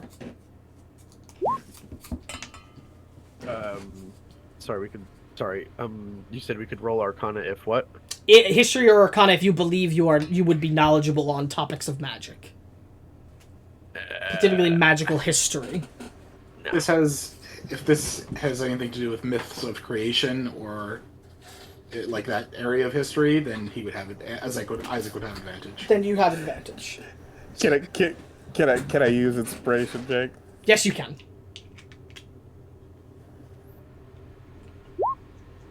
28 then, because you would have advantage.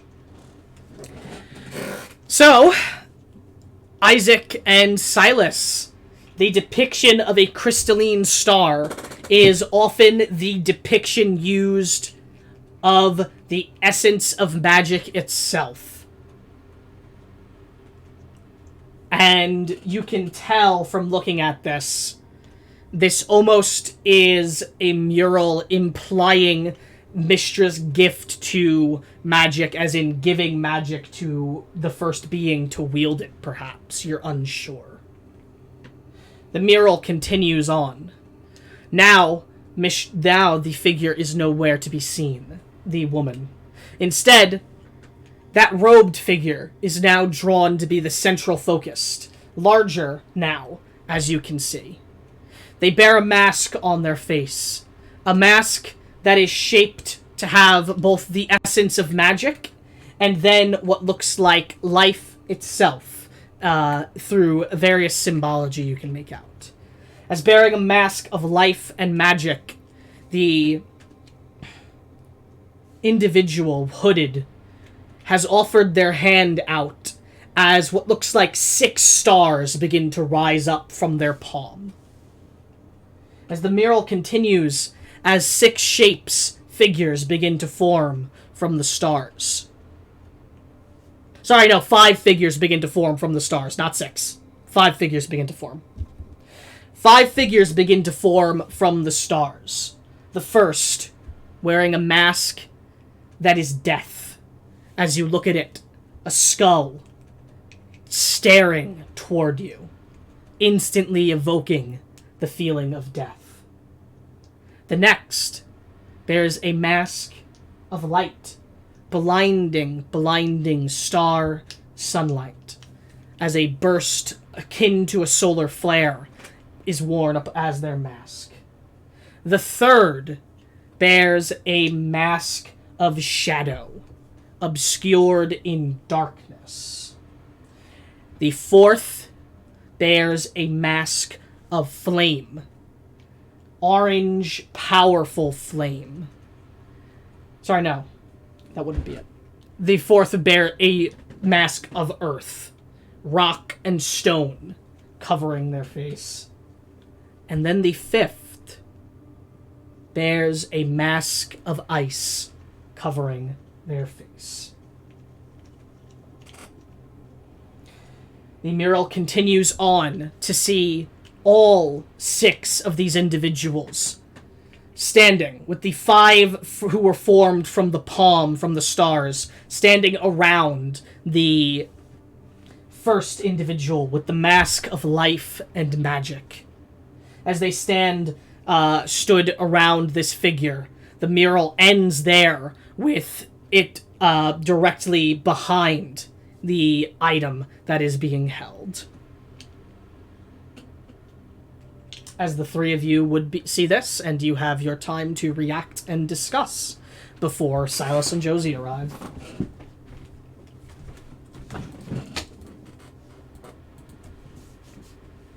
This is old.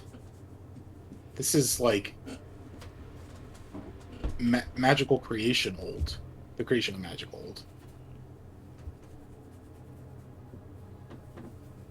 I've read that the six-pointed star represents the essence of magic itself. I don't want to get ahead of ourselves, but I think we may have stumbled on something really, really, really powerful. I mean, I guess that much was obvious with the whole ceiling, but this is kind of unexpected.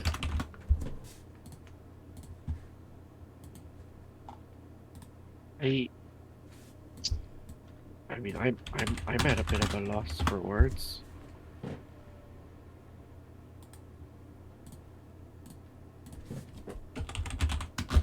Aren't you going to touch it? You know, even I'm given pause, considering how powerful I think this thing is. But the temptation is definitely there. And I feel if I don't make a decision before Silas comes, I won't get a chance. On that topic, Silas and Josie, you reach the bottom of the staircase as Isaac says that. Shit. And it seems you waited too long for whatever I will prevent you from having the chance of having. Not if I run. And Silas, as your eyes make contact with the crystal, you feel the intense magic coming off of it that feels immaculate and beyond anything you have encountered. And then, if your eyes move to the mural as well, you see it, and for some reason it awe-inspires you, looking it over. Yes, the question is does Isaac run when he says not if I run? No, that was out of character joking. Okay. Sorry.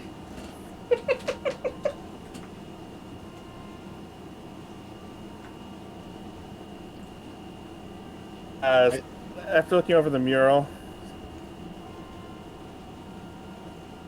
we'll probably almost get a childlike look on his face momentarily, and then recomposes himself.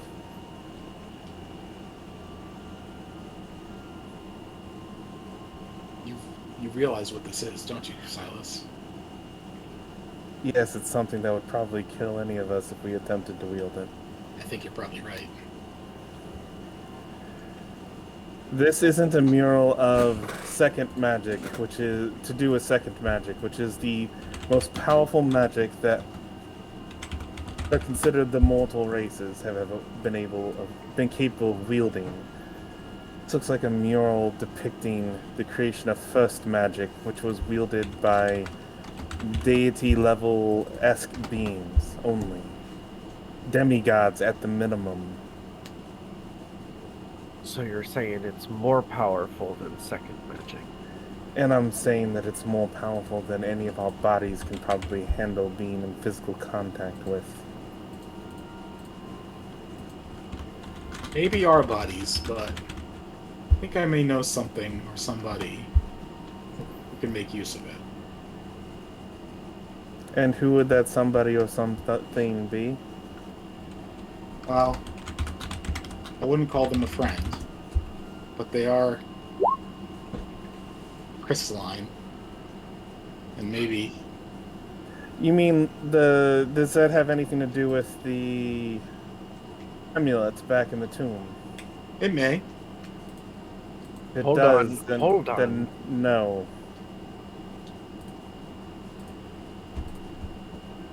Well, I'm just saying that we can't leave this thing out here in the open.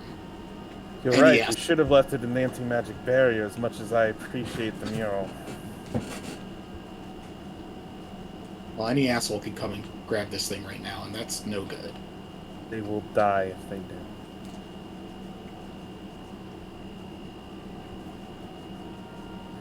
I only am aware of one being that I would come close to trusting be informed of this, and unfortunately I don't think they can come here.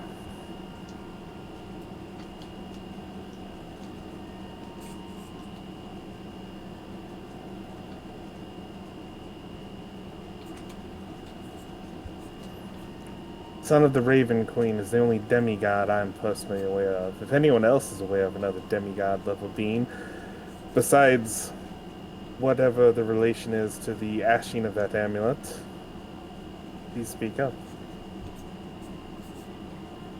I'm sorry, can you say that again? I missed the last part. The ashing of the amulet.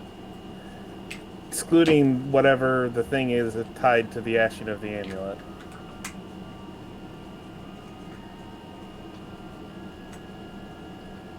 So what do we do?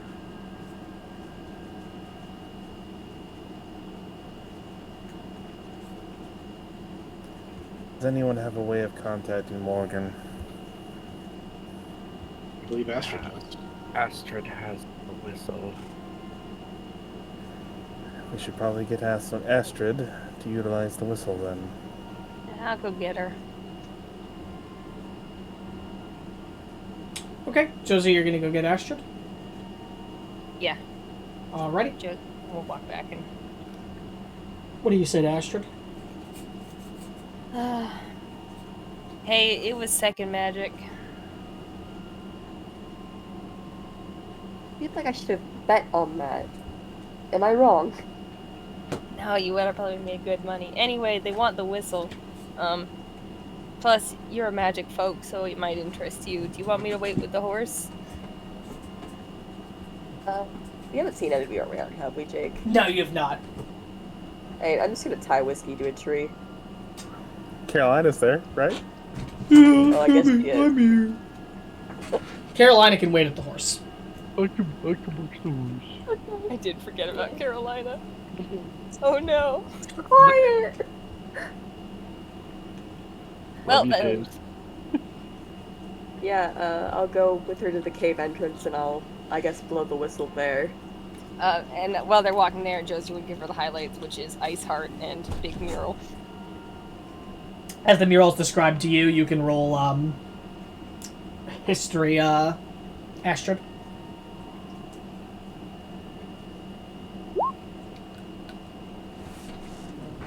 All right. Blame the royal education for this if Astrid gets some more information than others on certain things. What royal? What? What? Ooh, don't know her. Anyway, Astrid, you recall similar teachings about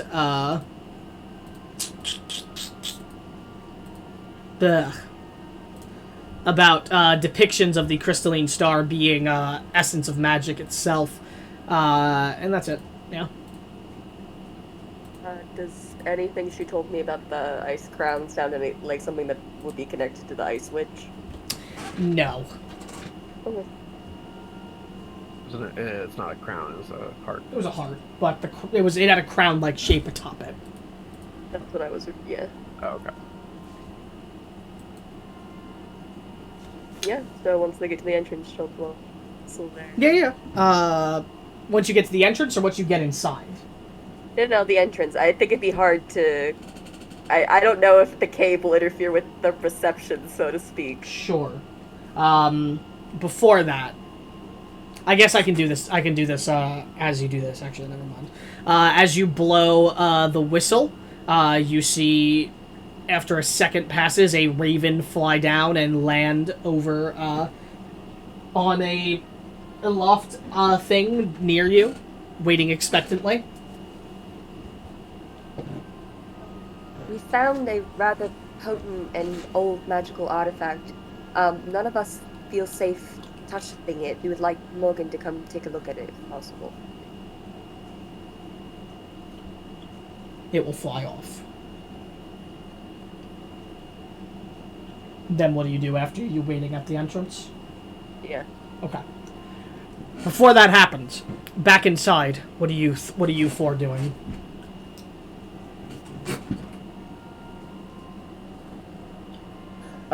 Silas has pulled out parchment and is attempting to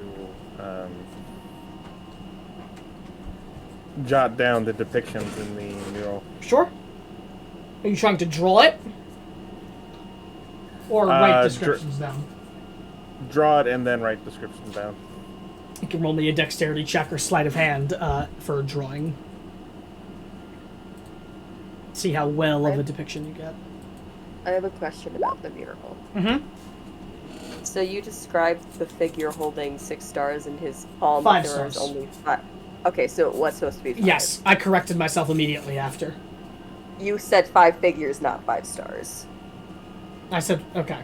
Well, the 5 figures are supposed to be the stars, so when I corrected the figures... That's why I wanted to double check. Okay.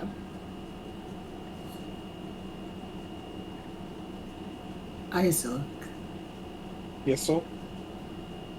how did you notify the last magic item?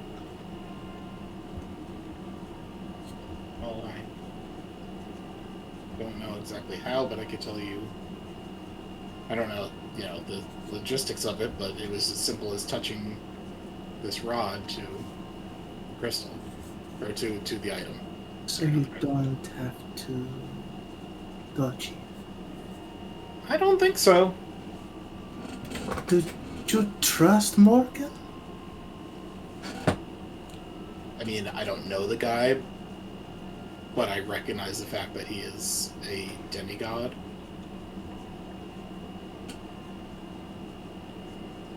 He also did pretty good by us. He didn't seem like a bad dude. I trust him.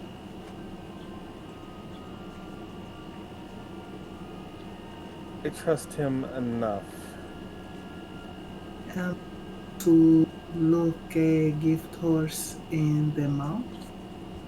To be honest, I don't trust Morgan.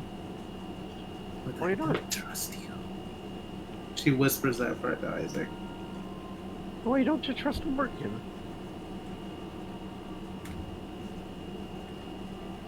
He's the son of ravens. Oh?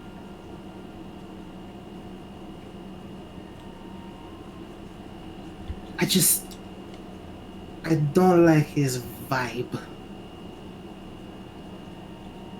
I appreciate your trust in me, Soul, but I'll be completely honest, and this may sound out of character, but I think there's just some powers out there that no being should be able to wield over others.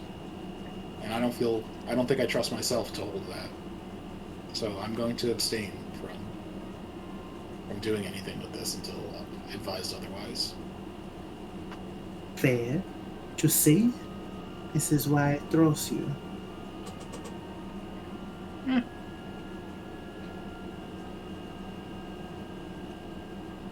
If this is what I think it is,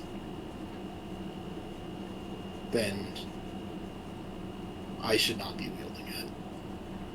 Nor should I think anybody.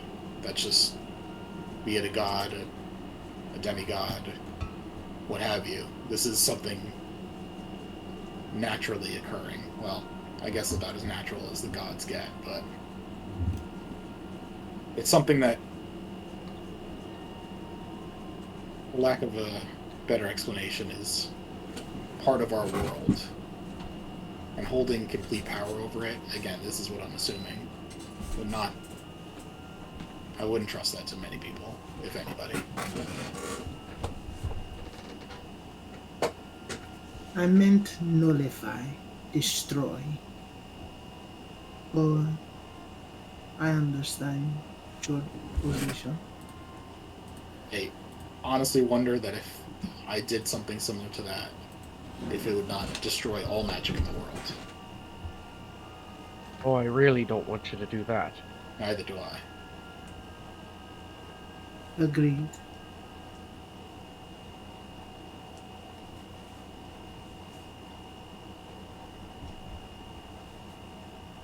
I mean, this shit is magic, capital M.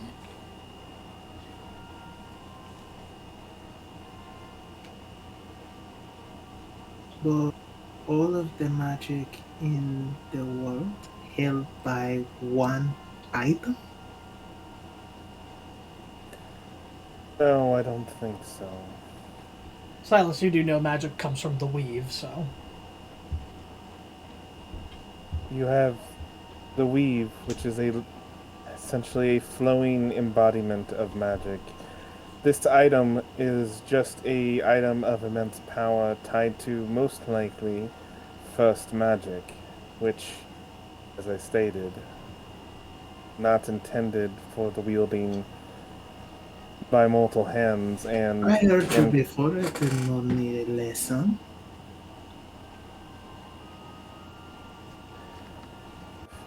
you ask a question, seek the answer.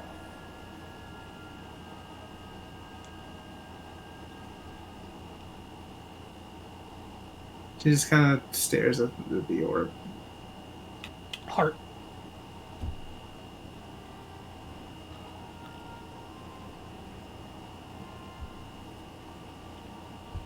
Okay. There's nothing else in the room, right, Jake? It's just the item in the mural.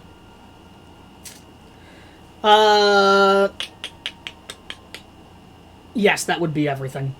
Aside from it, there is the altar, but the item is atop the altar. Yeah.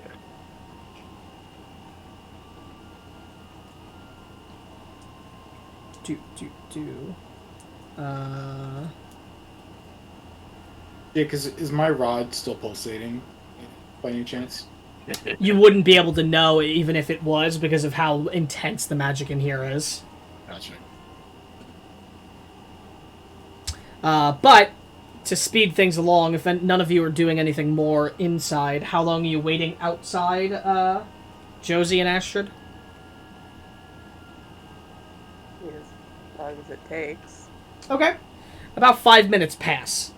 And then a flock of ravens flies through the air, and then all just go and dive toward the cave entrance. And before they go to move past you or go into you, they stop, and Morgan Legoidwig appears.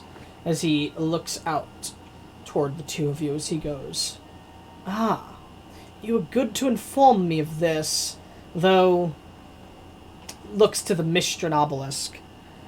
"Probably shouldn't have messed with that anyway." I stayed in the carriage.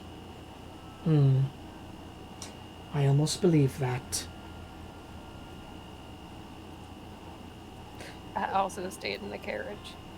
Regardless, show me to what you are talking about. Josie, you'd actually been inside. I'll let you lead the way. Sure. And she'll walk them down the stairs. As you hear movement down the stairs, and then eventually see Josie and Astrid arrive with Morgan behind them. As he... Go ahead. I was just say Styles would actively make a notable head nod to Morgan. So he walks in as he goes, "My oh my, what a thing that you have disturbed. Ancient history, that is." So he's looking to the mural as he says that. Very, very ancient, in fact. If you could do me the favor of correcting if we are wrong on this matter. The depiction of the creation of first magic? Creation of first magic. Your understanding is a bit flawed there.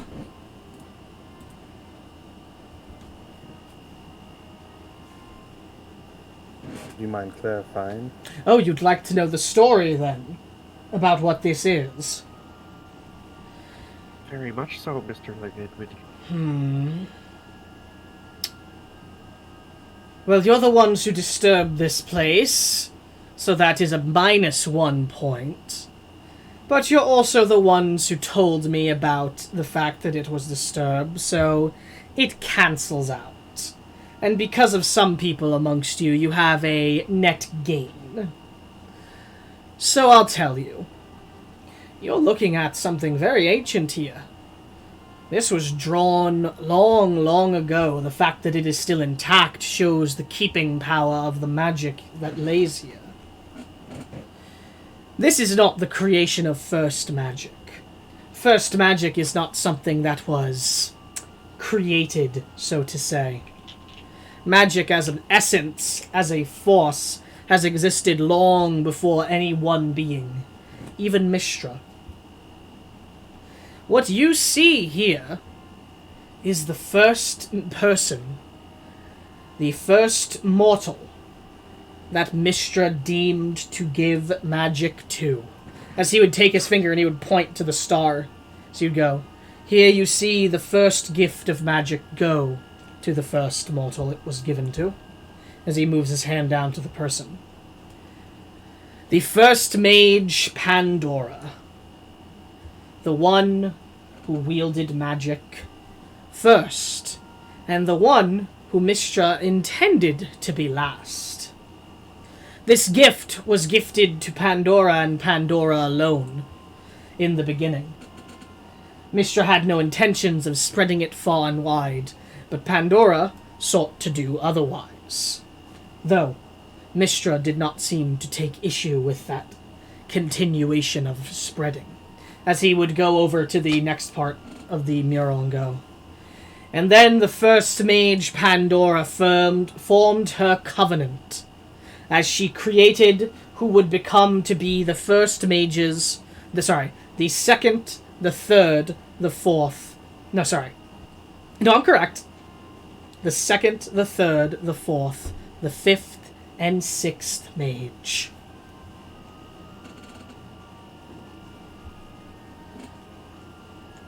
Unfortunately, most of their names have been lost.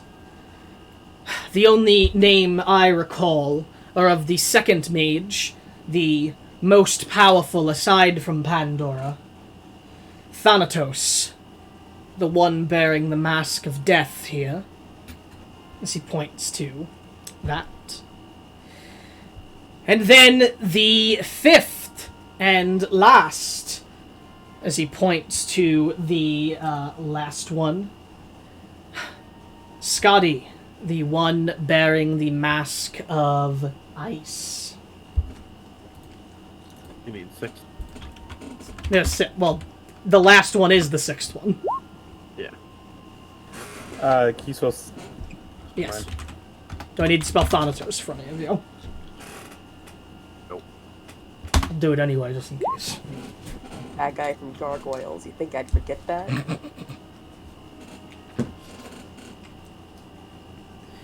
Through the forming of their covenant, they gifted all mortals with magic. They are the ones who established the weave's connection with the prime material, making it so that all mortals could draw upon it. Though the story does not end in... the story's end is not a joyous one, for the covenant was broken. Pandora was driven mad upon releasing magic to the world. Viewing what she had done to be the greatest sin committed by any being, she continued forth through the rest of her days, seeking to destroy all and undo the gift of magic to the world. The covenant shattered, breaking as brother turned upon brother. Some went and opposed Pandora's mad plan, while some, such as Thanatos and Scotty, joined her in her conquest against all to see magic undone. It was only when Thanatos betrayed Pandora, at the height of everything, that Pandora was slain and lain to rest,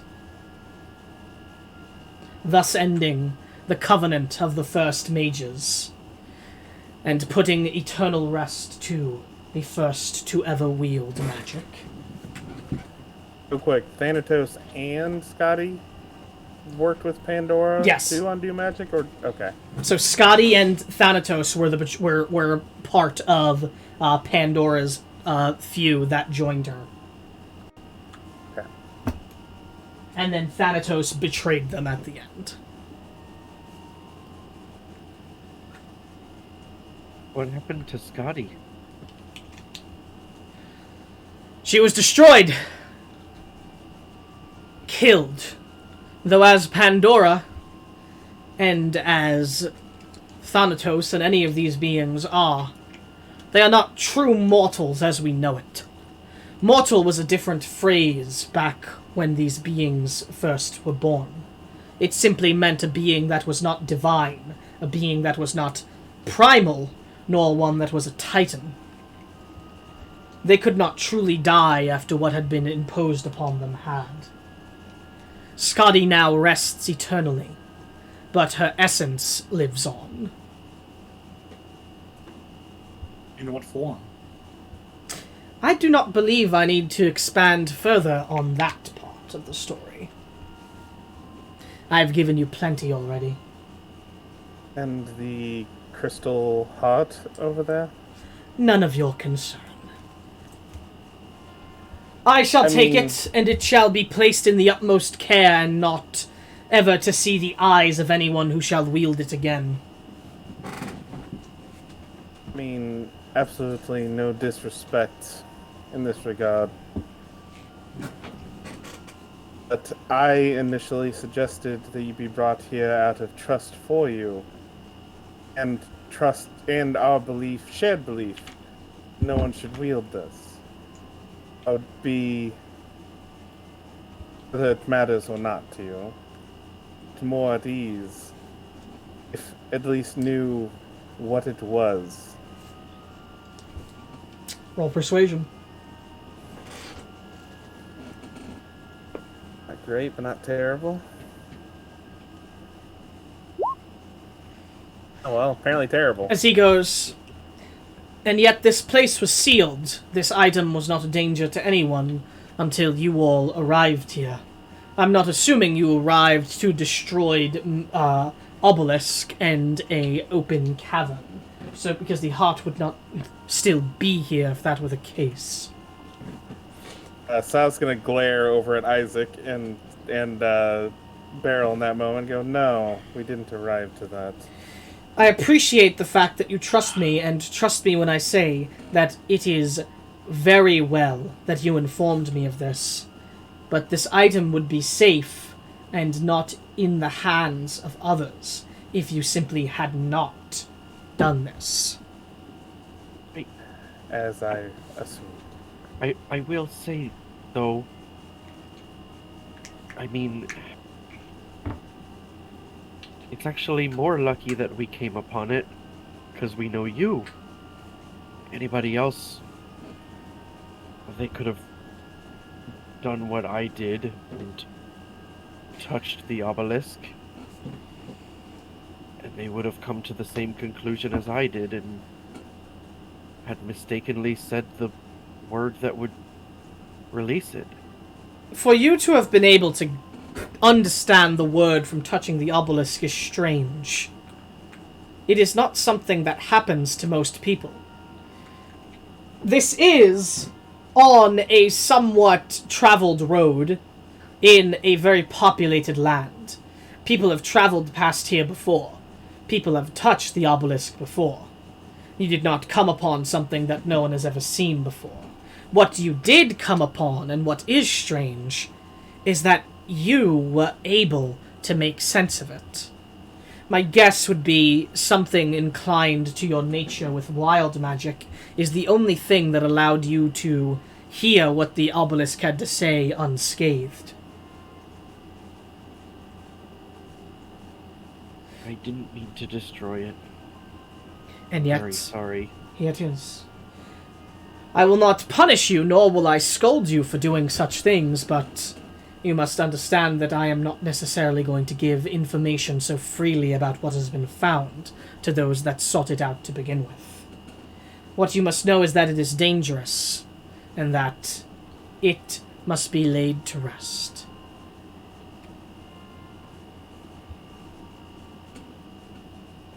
I understand.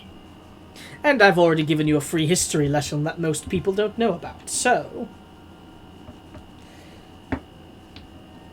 One question, Yes. if you'd be so inclined. We'll see what the question is. The mages, the first six, were either of them named Errata or Barbus? No, those names do not jump to my mind. Though the names of those aside from... The names of those that did not side with Pandora have been lost.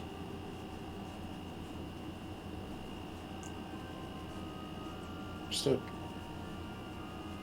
It has been a long time since they lived. And even longer since Pandora was given form. A solemn and sobering tale, the breaking of their covenant. Fills me with a sadness. But regardless, I will take the item from here, and it will be safe. None shall touch it.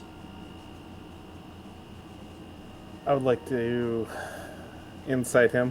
Sure. On great. Morgan's hard to read.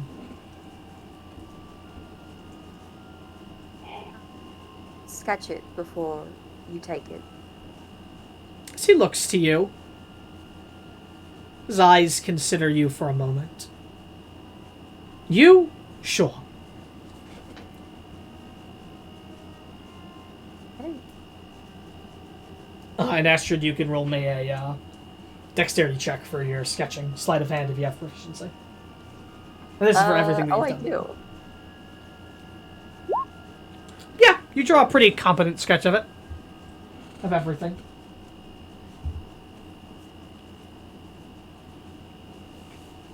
As Silas did. Right, cool.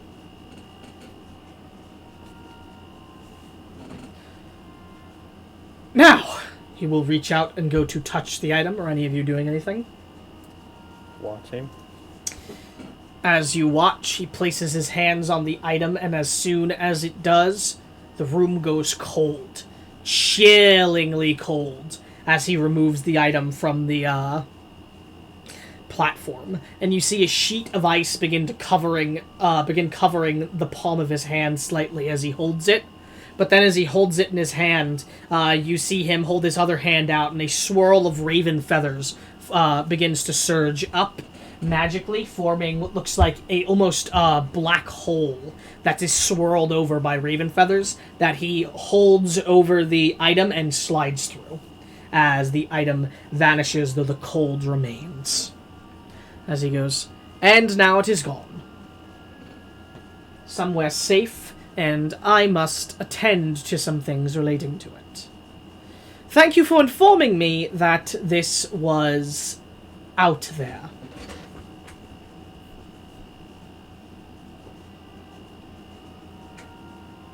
Should you come upon something similar to this in the future, I would not recommend messing with it.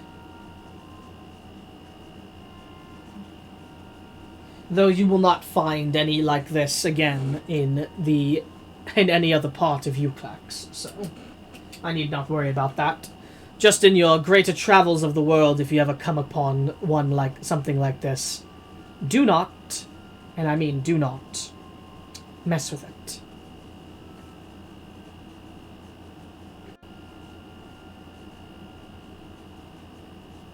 We understood? Crystal clear. Ha! Well, nonetheless. You expressed a great deal better judgment today than most who call themselves adventurers. So at least go forward happy with that knowledge. Ta-ta now. So he goes to walk out. How cold is the room? Colder than any of the winter nights you have had so far. Freezing. And does the magic within me feel normal now? Yes, the magic within you all feels normal now since the barrier dropped. I'm gonna cast Great Bonfire nearby me.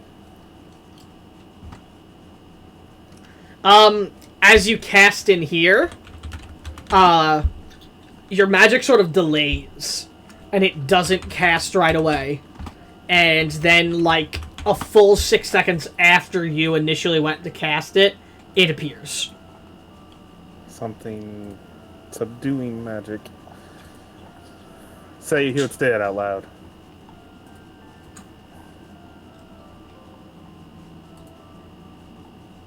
Control flame, snuff it out. Same thing. Full 6 seconds after. We should go.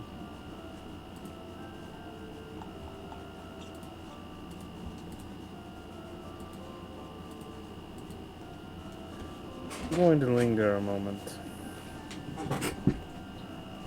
Outside, though. It's too cold in here.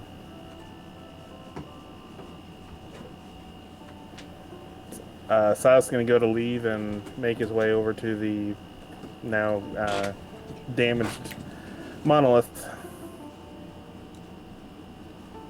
So you're all walking out and you're going to the monolith outside? Okay. Who is Who is... Sorry, Astrid, go. Astrid's still gonna look at the mural for a little bit. So you'll be the last person leaving? Probably. So you're going to be down there still? Yeah. Okay. So is anyone staying down there with Astrid, or are you all just leaving and Astrid staying down there? I'm going to the monolith, so... Seeing Astrid stay a bit, Beryl will turn to her and say, Are you coming? Yes, in a moment. I've never seen anything like this. Aye, it's something.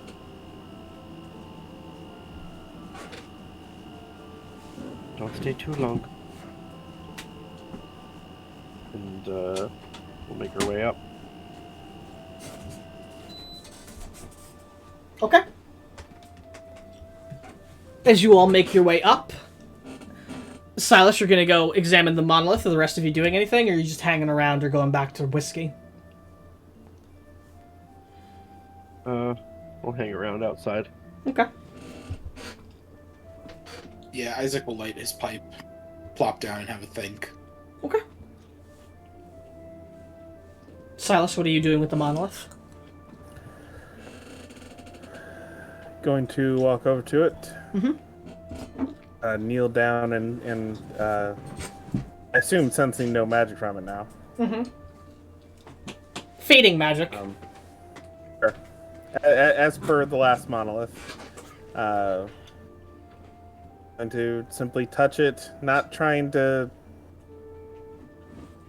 Knowing that nothing happened the last time when he attempted to reach out to the veining magic. Just going to touch it and lean his head forward and just whisper under his breath in Sylvan.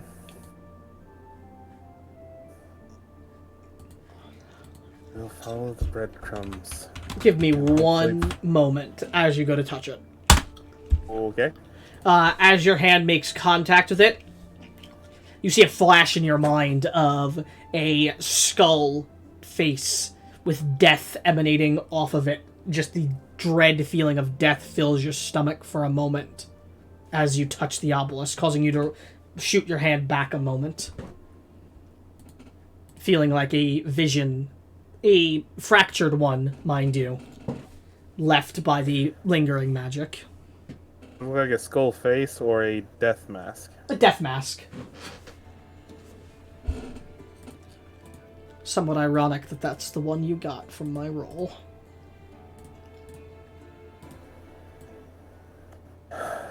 Well, that drastically changes his headspace.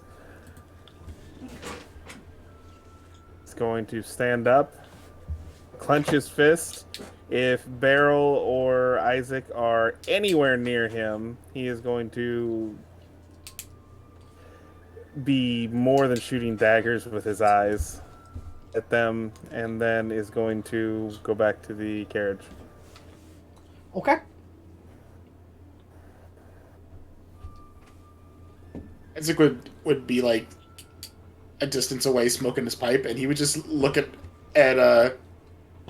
Silas after he stared at him and just be like, I didn't touch anything this time.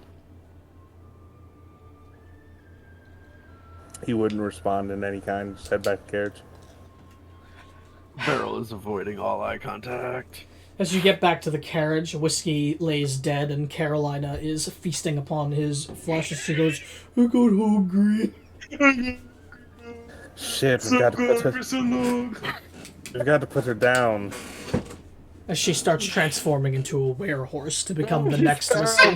Fucking prion disease. No, that's not happening. Okay, you head back to the wagon.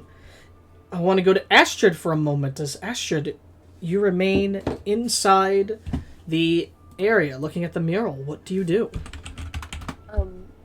She wants to approach like the very first panel with Mistra and little figure Pandora. Mm-hmm. And she's just gonna place her hand on the wall. She's not touching anything in particular, like she's not trying to activate anything. She's just like very human, placing her hand on the wall, and she's just gonna say, I'm sorry about what happened to you both. And she'll probably wait a few moments just to sort of, I don't know, let the moment clear, and then she'll leave. As you go to leave, you begin to walk up the stairs, and then you feel a cold breeze move past you that almost makes you have to stop moving for a moment as it pushes you back.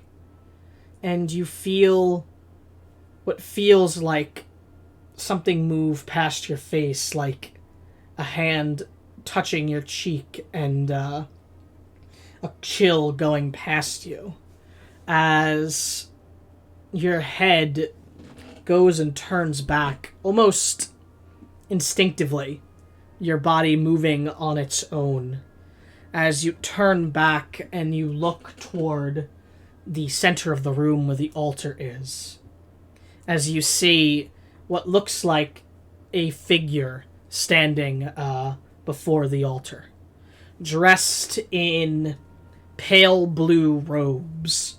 This figure that looks to be a woman stands there with a mask designed like a shard of icicles covering the top portion of her face so that her pale white skin is visible with what looks like these icy blue colored lips that just smile as the figure looks toward you in that ethereal moment. And I need you to roll an intelligence saving throw. Okay. As you feel your head twinge in pain.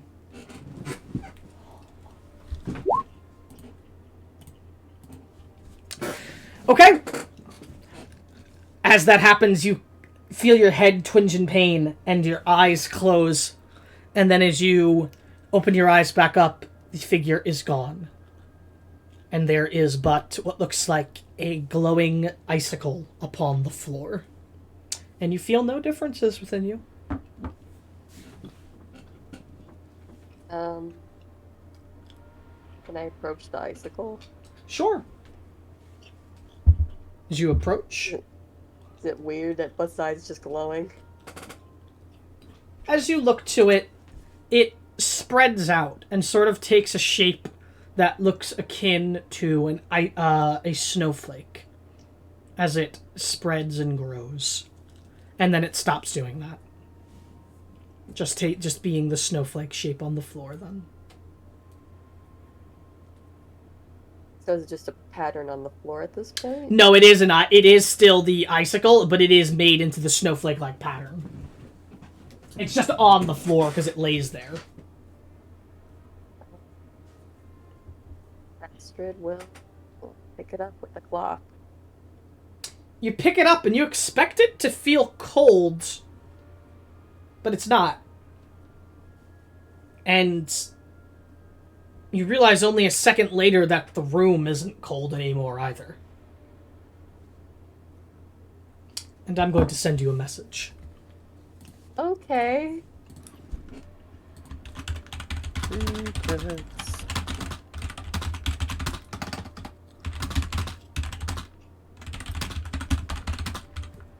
Hey, snowflake. Put it on your tongue. Get your tongue suck.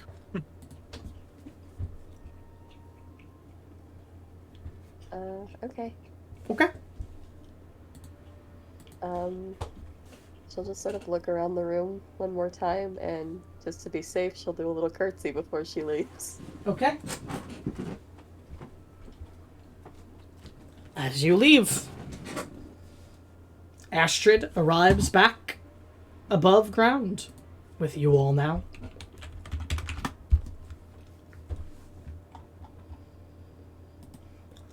Did everybody already go back to whiskey, or is it just Silas? I believe it was just Silas. Anyone who else would have went back to whiskey can correct me. I was waiting for the others to come out of the cave.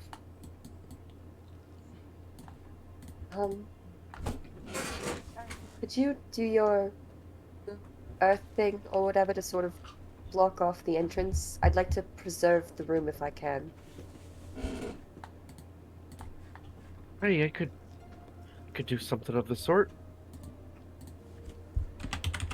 And I will take the portion of the face of the stone.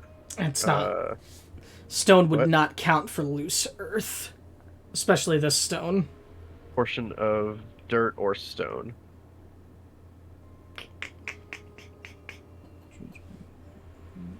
Arranged a 5-foot cube.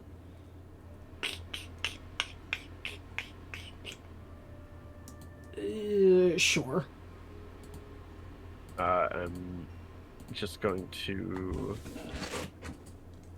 Oh, actually, yeah. No, you're right. For what I want, it's just the loose earth.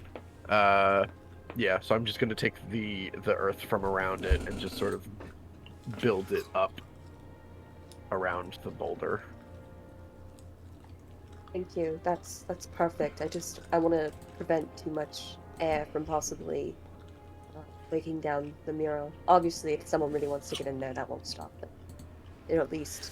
Yeah, you can't. You can make like a deterrent to stop like air going in and out, but you can't. Yeah, make, that's all Astrid okay. wanted. She wasn't asking. There's for, no like, real fortress way or to make anything. a like just complete block it off without. Yeah, it was just to with sort just of help the, preserve with just the the site. earth. Okay. Yeah.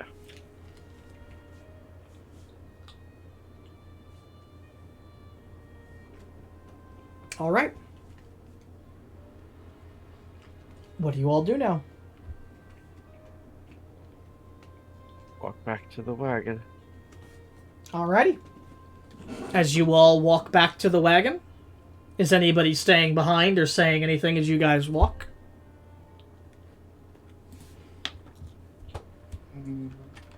Isaac would brush his hand against the obelisk.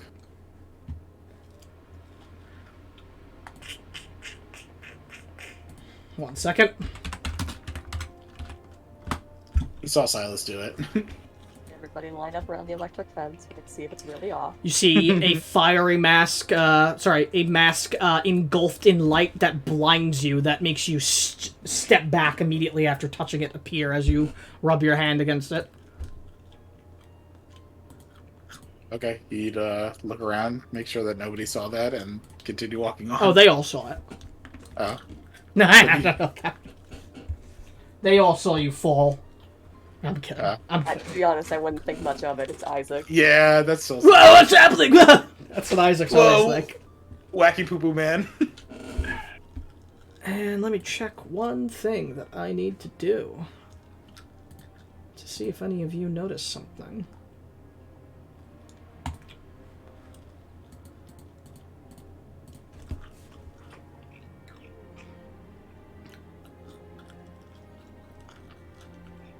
I think these are old. What's Josie or your passive perception? 16. Okay, Soul, what is yours? 17. Okay. I believe, yeah. Okay, so nobody notices anything. As you guys arrive back at the carriage, Whiskey has calmed down now some, who is no longer looking scared as he stands where he does. We stop for a bit. Does anybody have to take care of any business before we get back on the road?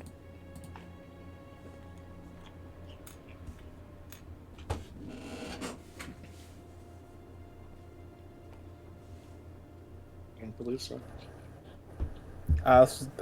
Silas would just be sitting in the back of the carriage, cross-legged, with looking over the mural dot papers. With I'm making eye contact or acknowledging anything anyone's saying around them. Braille, you say that on the way back to the carriage with Astrid? Yeah. Astrid, do you react in any way to what Beryl says to you? I know you didn't, Beryl. Honestly, I blame myself. I was the one who pointed it out and said you should all look at it. No, I would have seen it anyway.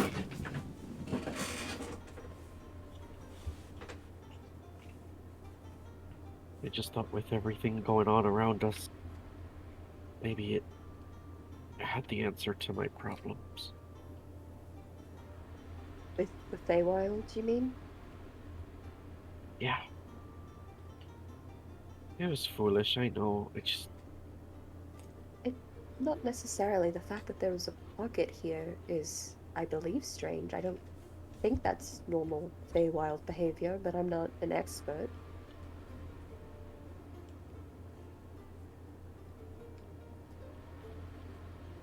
Could mean something, it could not. It's kind of the theme with Feywild is, there's not always a whole lot of rhyme or reason to what happened. You'd like to try driving whiskey for the rest of the day?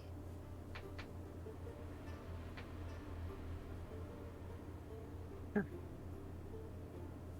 You've been paying very close attention, and I think that this stretch of road would be a good chunk of experience for you. So, I'll do my best. And then Astrid will help her get situated. You know, be her licensed driver. She has little extra brakes she can Right. slam if she has to. So back to the conversation you guys were having at the carriage. Sorry about that. I just wanted to not get that No, it's lost okay. in chat. So what were people doing? What was Astrid saying, or what was anyone saying? Silas, you're alone in the back of the carriage, not making eye contact with anyone, looking over your notes. Yeah. Correct. Okay. Yeah, Astrid is basically asking, does anybody need a bathroom break or like something else that requires the carriage not to be moving before they get going again?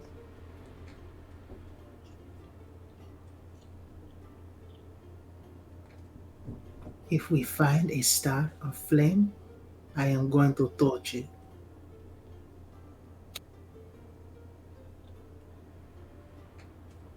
Are you immune to fire? No. Alright. Well, I suppose that's your prerogative then. Mm-hmm. I won't stop you, just be careful. Fire is still fire at the end of the day. Oh, I know. Astrid will give Beryl the go-ahead to go. Roll me animal handling at advantage at Barrel for your first time doing this. Alright. How long were we in the cave? I'd say overall that entire time probably took about a half hour.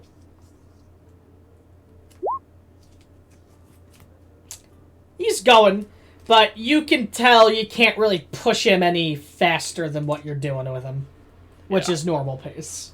Yeah. That's all I'm comfortable with going at anyway. Alrighty.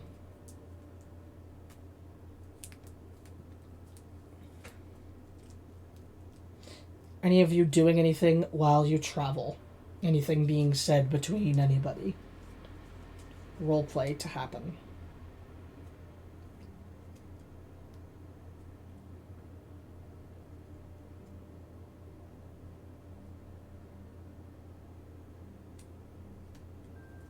But take that as a no. As you travel and you arrive, well, hours pass. Whiskey begins to grow weary, and the sun is well beyond set. The moon hangs high in the sky. You have officially exited the woods in the literal and figurative sense, as you are no longer traveling through wooded area, as you found yourself in grassy plains, traveling across, going at a bit of an upward movement now. As, what do you all do?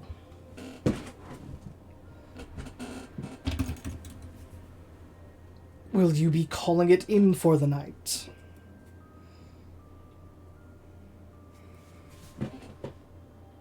Yeah, I think Whiskey's had enough of a day.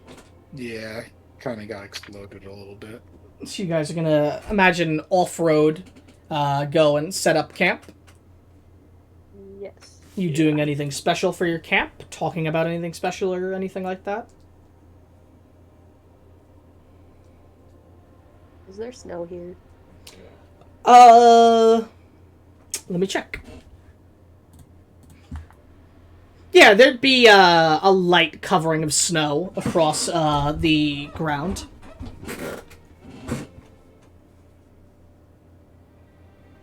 Master just likes snow.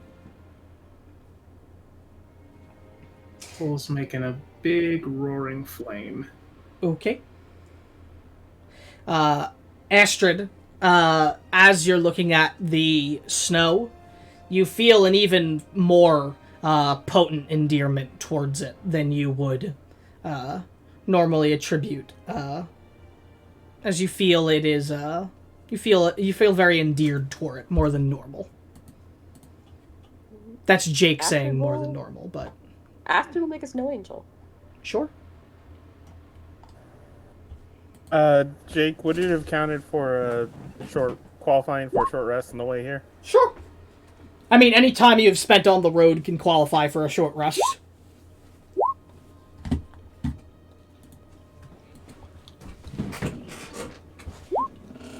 But you are about to get a long rest as well, though I suppose that could mean better reason for you to go and roll hit die because you might encounter something during your sleep. That's always a possibility.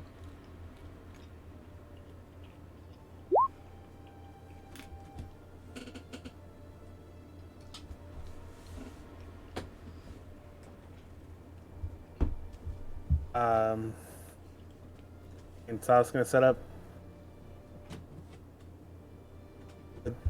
And All right. just quietly go inside it. He would cast alarm around the outside of his tent. Astrid, as the flame burns bright, the roaring fire, you feel somewhat annoyed seeing it. It doesn't bother you too much, but it does kind of make you roll your eyes, and you feel an annoyance toward the fire and the warmth.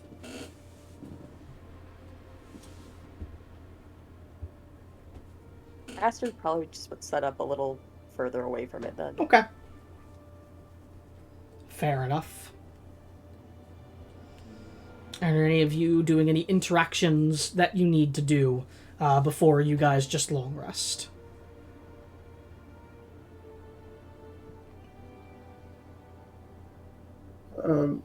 For 2 hours before bed, she's gonna make potions again. Sure. I will count that as light activity. We want to set up a watch.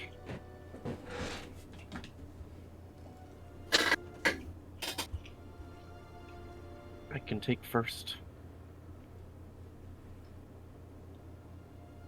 I can take the second watch.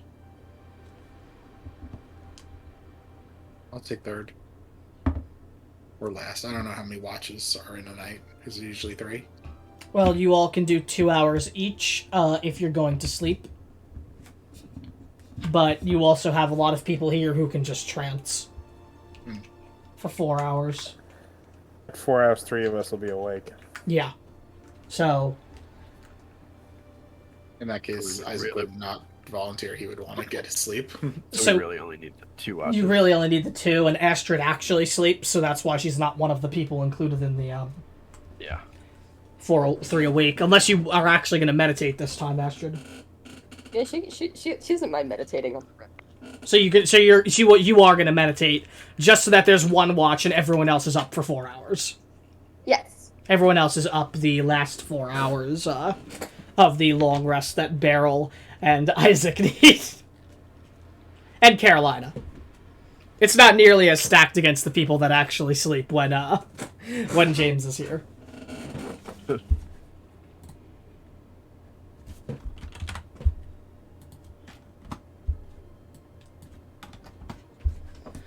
Okay. So, Beryl, you're taking first watch? Yeah. Alright. And the rest of you are going to sleep. Soul is doing potion making 2 hours before bed, though. So your meditation time will be a bit staggered, but that's alright. Soul, you can roll your alchemy stuff. 2 rolls. Created. created, but no special anything else's. Barrel! Roll me a d20.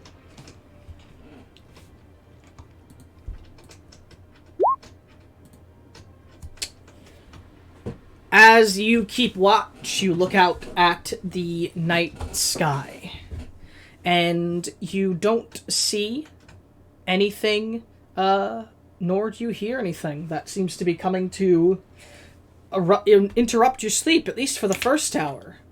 As the second hour comes around, your eyes squint as you look off in the distance and see what looks like almost large orbs of blue light flying on the horizon through the sky. You can roll me a perception check as well.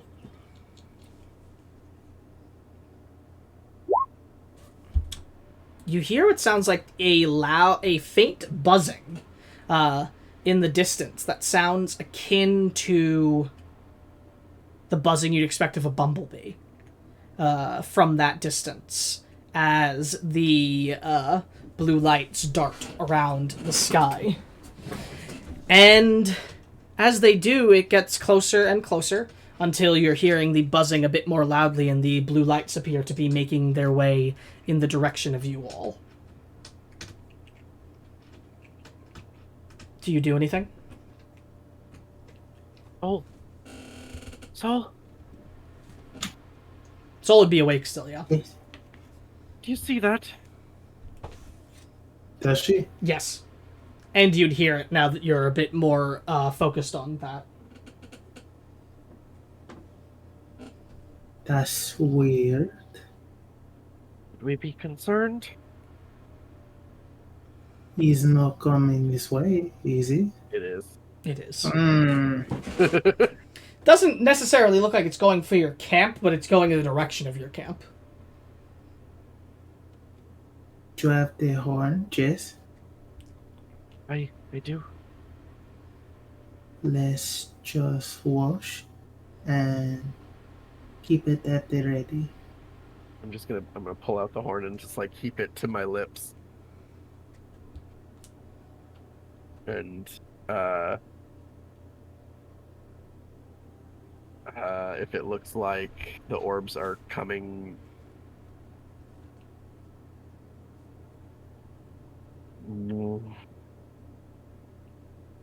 direct, like, fuck, I don't know.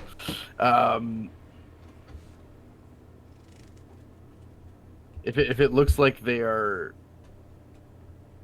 they're flying in the sky? Yes. Okay. Not too high in the sky, but in the sky. If they look like if they're going to start to descend towards us at all, I will blow the horn. Toward your direction at all, or toward the camp at all? Towards the camp. Okay. Sure. As you wait, and the last 10 minutes of your watch come upon you. And throughout the last hour of your watch, you've been watching these orbs come closer and closer. And as they've grown closer, they have not steered toward your camp. It just looks like they're moving in the direction. They're in fact a bit a ways from your camp and just moving in the same general space you are, so going past you. And as the last 10 minutes come, the orbs get close enough that you begin to see something. As you see what looks like the source of these glowing orbs emanating this light. As you see what look like completely winter blue furred large bumblebees flying through the air. As they fly through the air, they're buzzing about them. A cool breeze passes as they move. Their fur a complete icy blue as they are flying past, emanating a cold, cold winter glow as they are flying. A beautiful creature in some ways, in fact, as they go to fly past, with their fur being of a blue and black color, with the blue being what emanates the light. And as they get closer, one of them stops in its formation and does not fly any further. as it turns and looks toward your camp, and then begins to fly closer. Just one? Just one.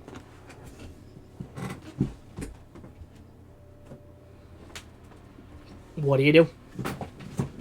I slowly put the horn down Okay. and just keep an eye on it. It flies closer and closer, but does not get very close to your camp as... Well, it doesn't get in your camp. Mostly because its destination doesn't lie exactly within the camp. As it gets close to Astrid's tent. As it begins to descend and looks as if it's about to land on Astrid's tent. Are you doing anything? I'm going to attempt to move slowly and quietly closer to Astrid's tent. Sure. As you do, it lands on Astrid's tent as you begin your quiet approach.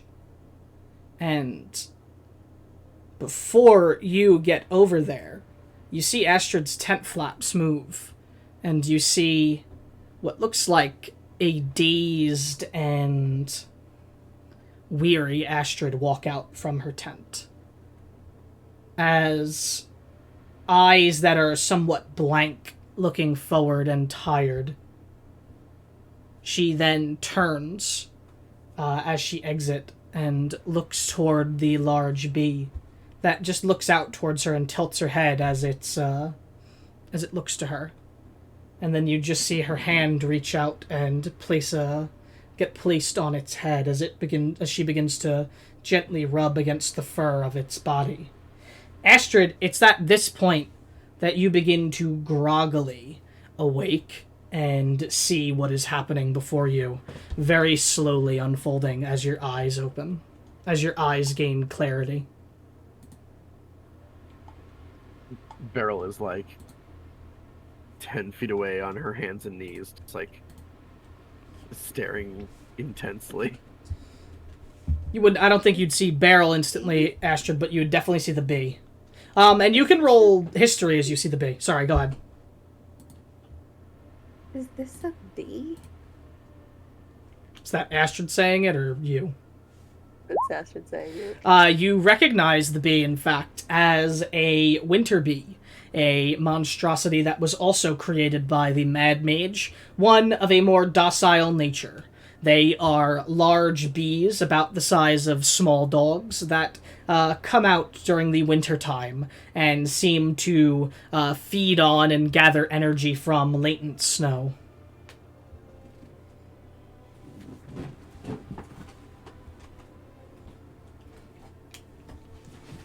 As its eyes look to you. Go ahead.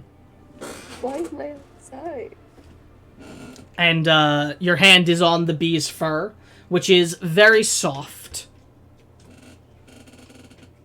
And the bee is looking at you as it tilts its head. As it seems to almost consider you for a moment. And then it nuzzles the side of its head against your arm as it detaches from your tent and begins to fly off.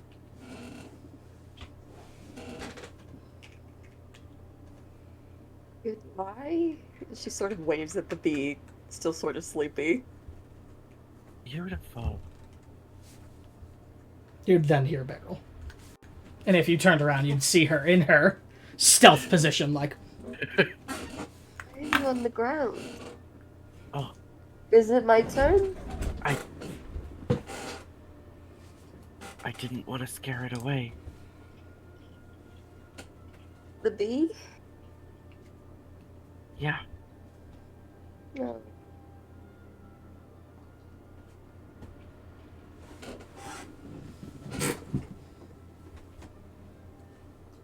What is it?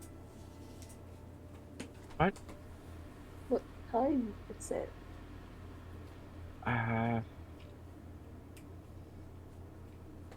Sometime after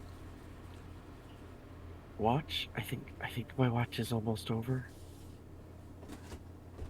So do I get up or do I lay back down? That's up to you.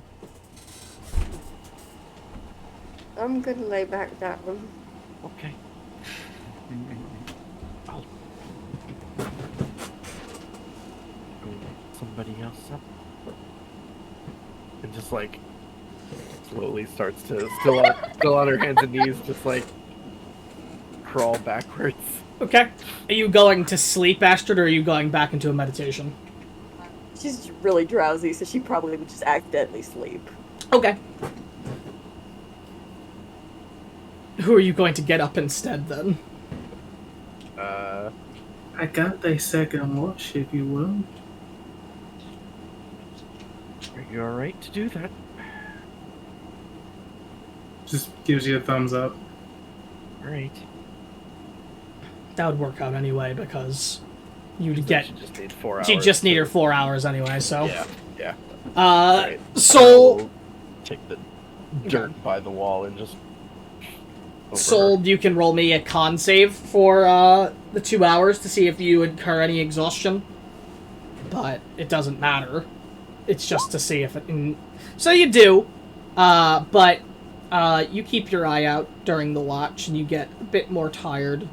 But it comes to an end, and then Silas and Josie are awake and you go into your meditate. Silas and Josie, are you doing anything in the 4 hours before everyone awakens? Yeah. Mm-hmm. I am going to craft what I can craft from Eyebite Ivy. Roll your tools. Whether you do it from... Whether you whisper it or not, it's up to you. Okay. You create what you are looking to create. Okay. I would be doing so with the tent flap open, but from within my tent, so I have air. So technically, Josie peeked her head in or stayed in. She'd know what I'm doing, but... Josie, are you doing anything? She's going to... I'm going to work on the gun thing, but she does have to ask Silas something first. Sure. So yeah, upon detrancing, she will walk up to Silas in quiet enough tones, because she's aware that there's other people here. Basically be like, I need you to tell me exactly what you found out to have to give me that note.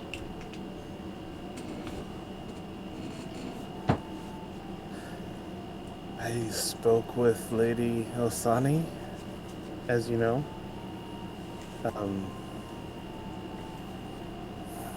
I attempted to merely do what we did personally, but indirectly through the Lady Osani, just pointing out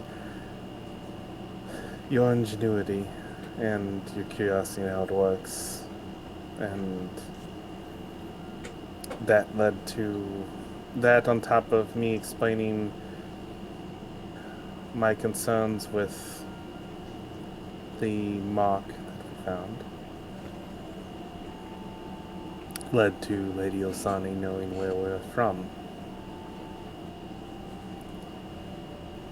And she pointed out then that apparently leaving our homeland with what you constructed technically is against that corporation's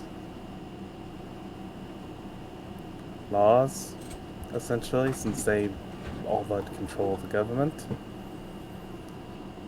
It has no bearing legally here, so they couldn't actually invoke law against us. Even if they did, it was more expressing of concern from her that should they have followed and tracked us before, to the nature of the gun, they might attempt to invoke justice outside the legal system. But she is of the mindset that as much time has passed since we've been here without anything happening, implies that they most likely either don't know about your gun or weren't able to track us. So we should be in the clear, but simply to be careful.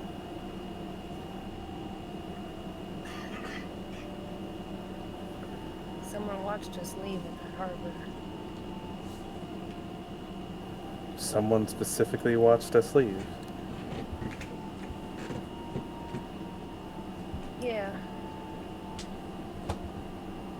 They look like harbor folk, or did they look like some people from our home? They didn't look like harbor folk. Then either it's coincidence or we caught the attention of someone for some reason.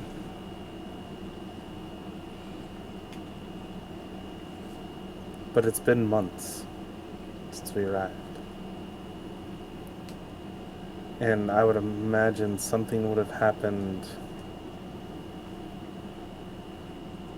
before we came to be around more people.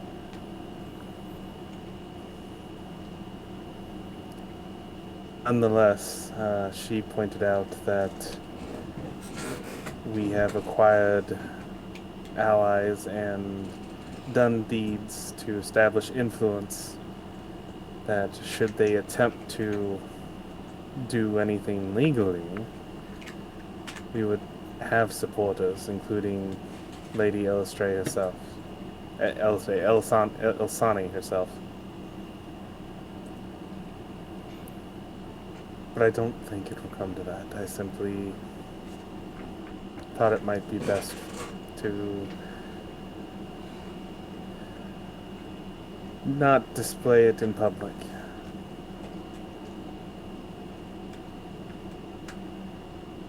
Thank you for telling me.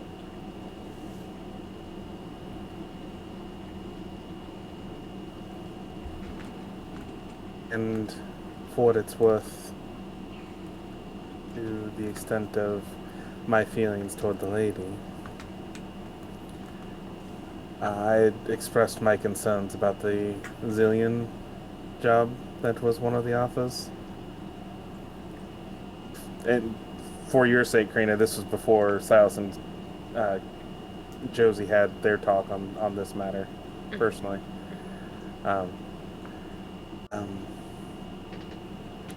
If that would have been a chosen thing by everyone, regardless, she would have been more than willing to have either employed us or found employment for us with someone she trusted. So, while I don't blindly trust anyone save you, she certainly has a deep amount of my trust at this stage.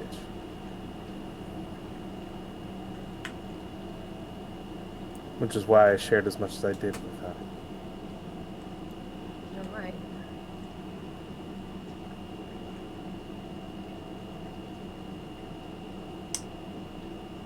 Is that what you had to ask Silas about? I don't want to rush things, but... No, that is all.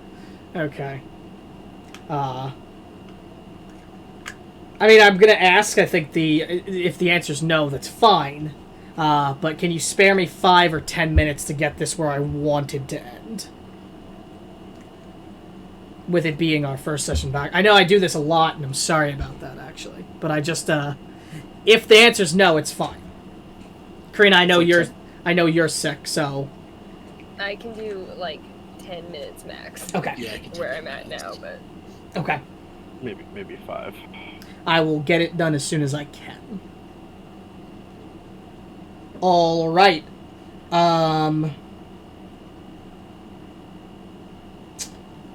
Yeah. Okay. So I'm gonna try and rush through this as quick as possible. What are you doing in the morning, Karina? I mean, with Josie, what are you doing with your gun? Well, now that's changed, so I'm not going to worry about it right now. You're not working on it right now? No. Okay. What are people doing in the morning when they wake up? You know what? I've changed my mind. Because something actually had happened that night with Astrid waking up like she did. I don't know if people want to have a conversation about that or if Astrid wants to do anything like that. So I'm going to call session now. I'm not going to rush that forward just to get to where I wanted to. That doesn't feel right. Enough? That's going to be the session. I hope all of you had fun. It feels good to be back into the game. Yeah.